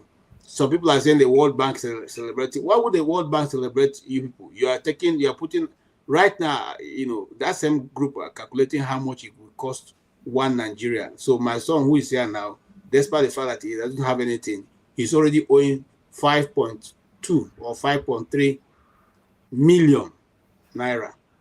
That is what he will pay. Okay, that's what's already by the loans that Tinubu and his cohorts have taken. That's how much each Nigerian is now owing. Okay, so are we going anywhere? Do you think these are people who want to make any sense? No, it's an enterprise. All the Kaega disco, it's a continuous thing. It's not as if they are going to contribute anything to the disco hall. Oh, a new song, and they will continue dancing. That is what it is. So I have given up, and I have said nothing will trouble me again. Thank you very much, Dr. Lamy, this opportunity. Thank you, KJ. Kenneth, what keeps you up at night? And welcome to the show. Thank you, Dr. Damages. Good day, everyone. You see, I agree with my senior brother, KJ. We should be talking about more pressing issues instead of discussing about Natasha and her ex-boyfriend. You see, the security of life and properties of my people, the Southeastern people, is more important to me than whatever they are talking about in Abuja. You see, but if I must say something about this Natasha thing and Babio, I've always said this on this platform, that both of them, Natasha and Babio, are two irresponsible adults. One is that I cannot speak for Babio, because I know that the politicians in Abuja, not even Abuja, the Nigerian politicians are he-goats.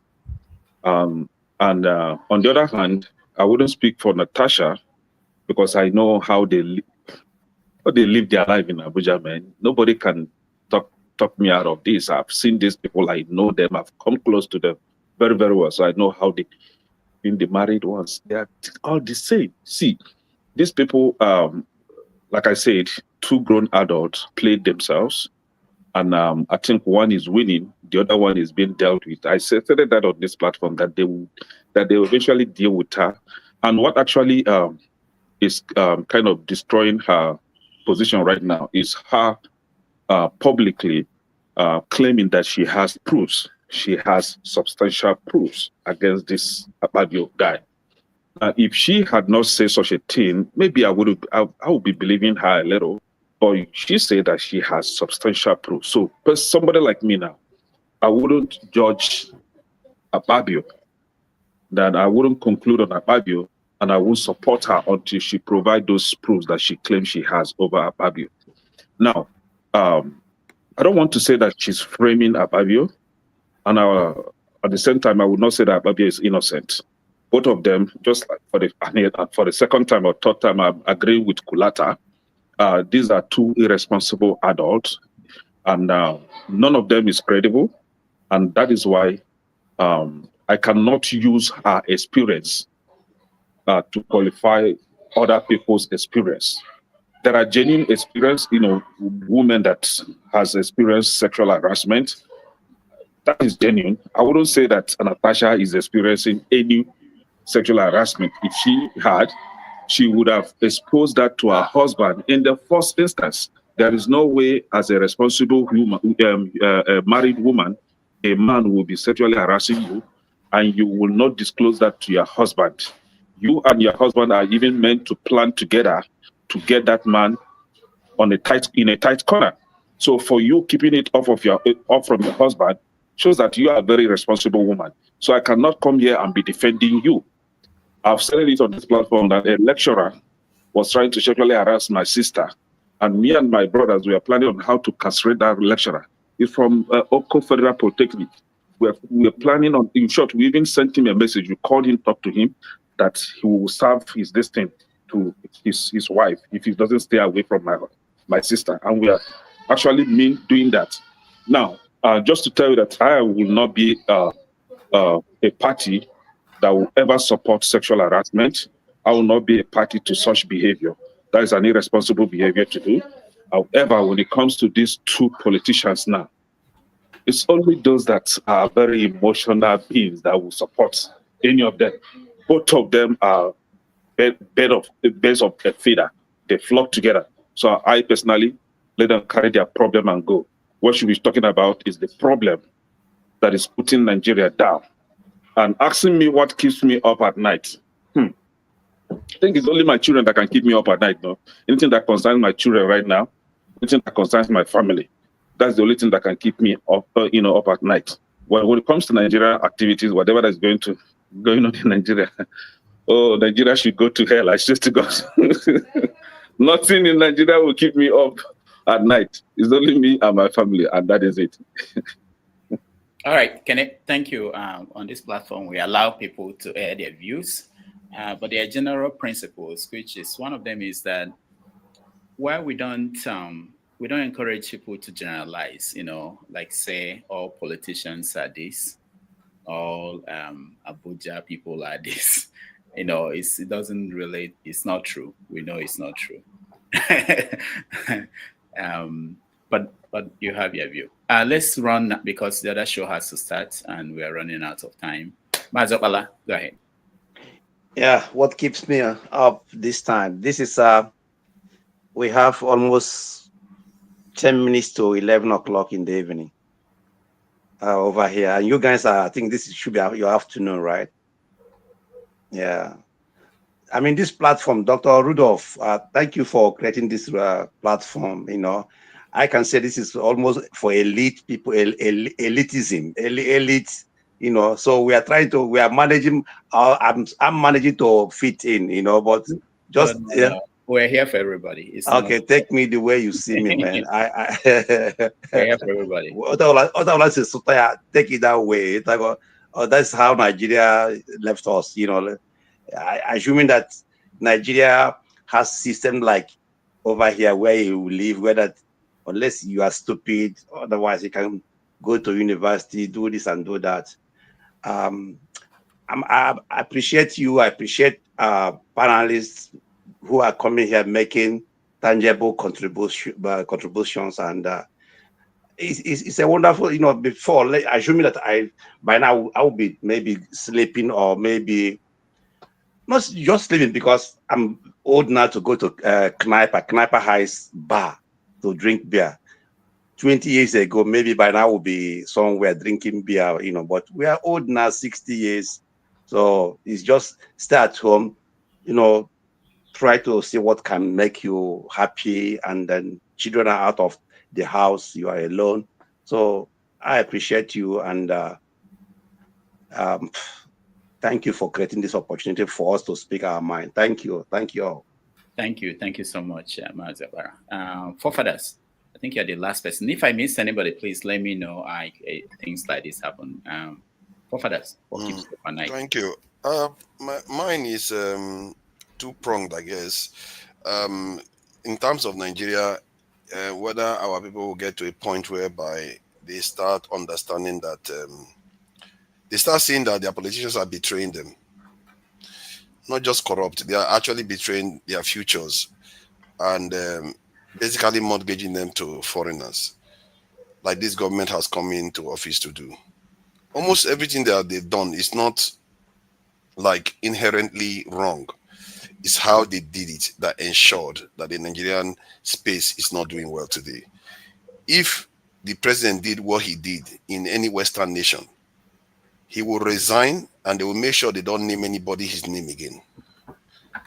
He reduced the GDP of a nation by more than half within 2 years. and he dares to come on TV and score himself highly, that is good. So I just hope that Nigerians get to a point whereby they start spotting that these leaders that keep running to Washington, running to France, running to Britain, and not coming back with anything profitable, they should understand that they are not going there for their own interest. The moment they start understanding that, they will stop them from behaving like that. Any leader they elect, they will not allow those leaders to behave like that. You know, I just saw something today that something that other people do instinctively, we don't even do that. I was watching two Asian women watching a program, and the black person in that program was saying something to a CIA agent. What she was saying, the Asian girls instinctively know that she shouldn't be doing that. But we don't understand. When I saw it, it was so weird to believe that she shouldn't share that with that person. They knew that already, but the black lady, based on the film, they didn't understand that already. It tells you that the way we perceive things is totally different. We don't know our enemies when we see them. We don't know that these our leaders are selling us out. And many of our people will sell each other out too. So I wish one day our people start realizing that. My biggest thing that keeps me up at night, and probably more than anything else, that is the reason why I'm here, is our existential crisis that we are in. The fact that we don't even know it, many of us don't even understand it, is a big problem, because today I was even reviewing the numbers again, and it's so alarming that we almost universally, the black countries in Africa are different from the rest of the world. The way we behave, the way we defend our nations, nothing is there. Yes, there's nothing there. Do you know it's in Ghana doesn't have one jet fighter?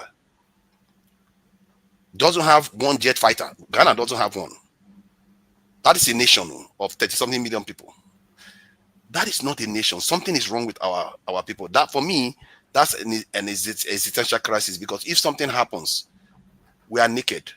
Because if you look at Egypt alone, Egypt had more than 1,000 Air Force aircrafts.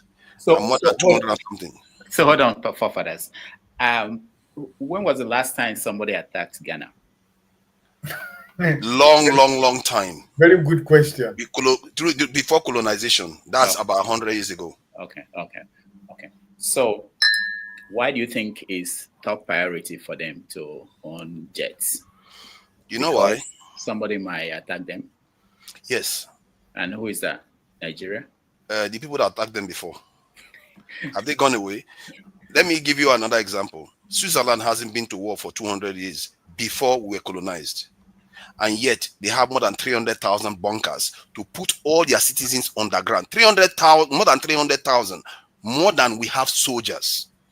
Why did you think people behave like that? No, and yet they are one of the richest countries in the world today. Why did they build up those bunkers? They did that because at the time they built it was when there were threats. Okay?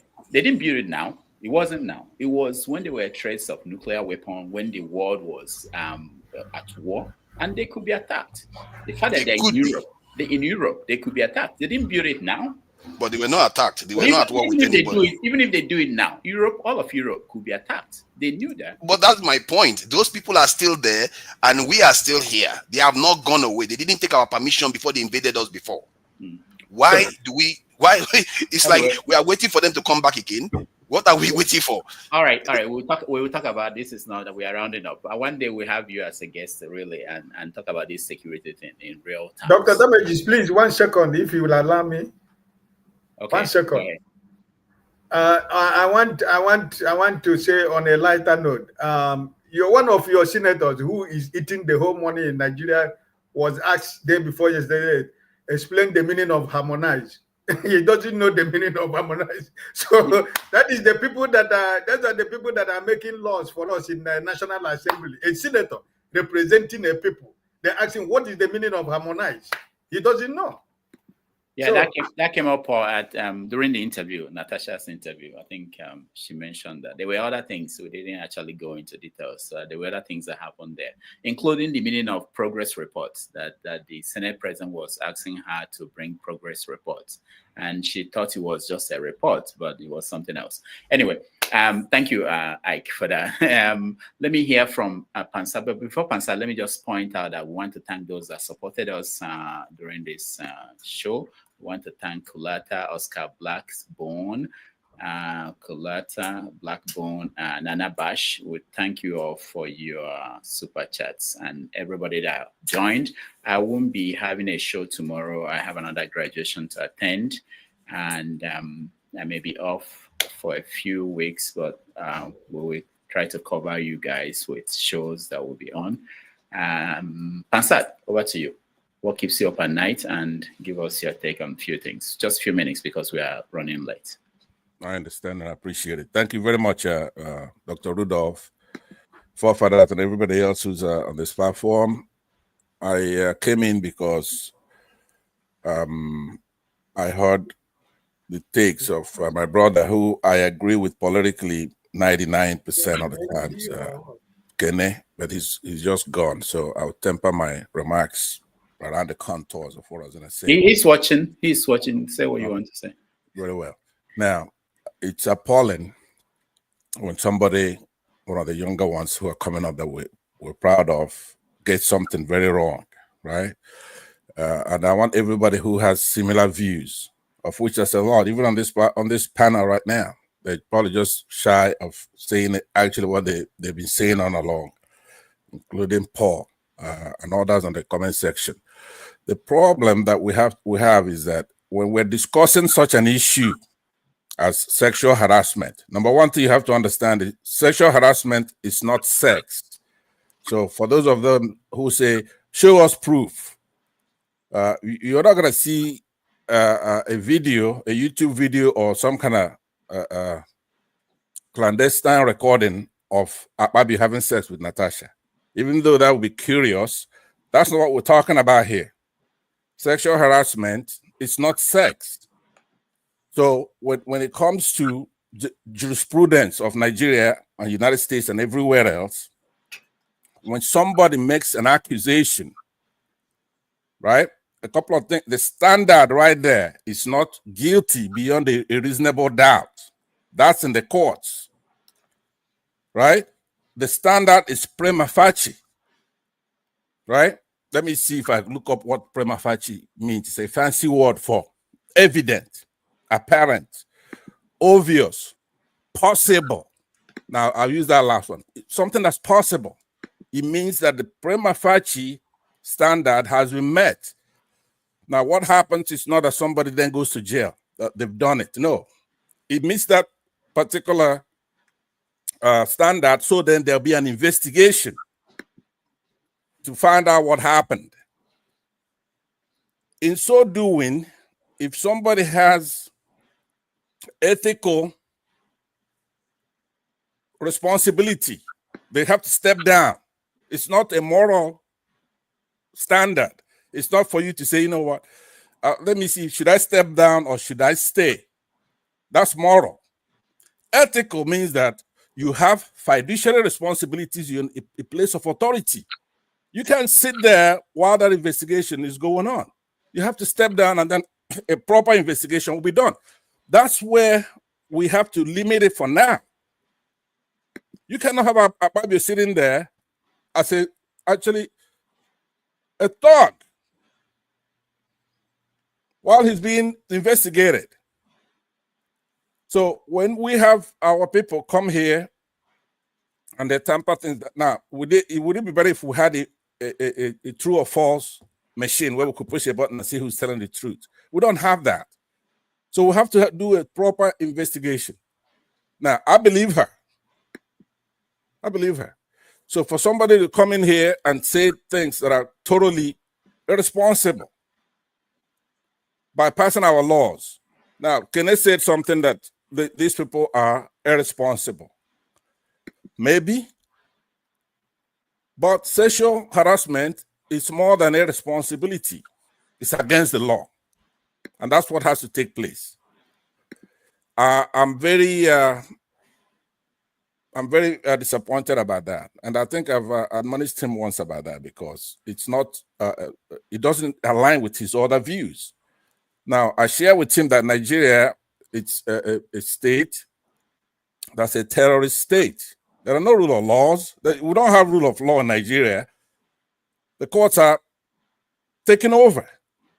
There are no difference in the branches of government. They're supposed to have an adversarial relationship where the president is being checked by the Senate. Now, but this particular Senate president has shown his infidelity, not only in the accusations that are being made to his wife, but he's shown infidelity to the nation, to the country. He's not checking the executive branch. They formed a cabal, and they're laughing at us.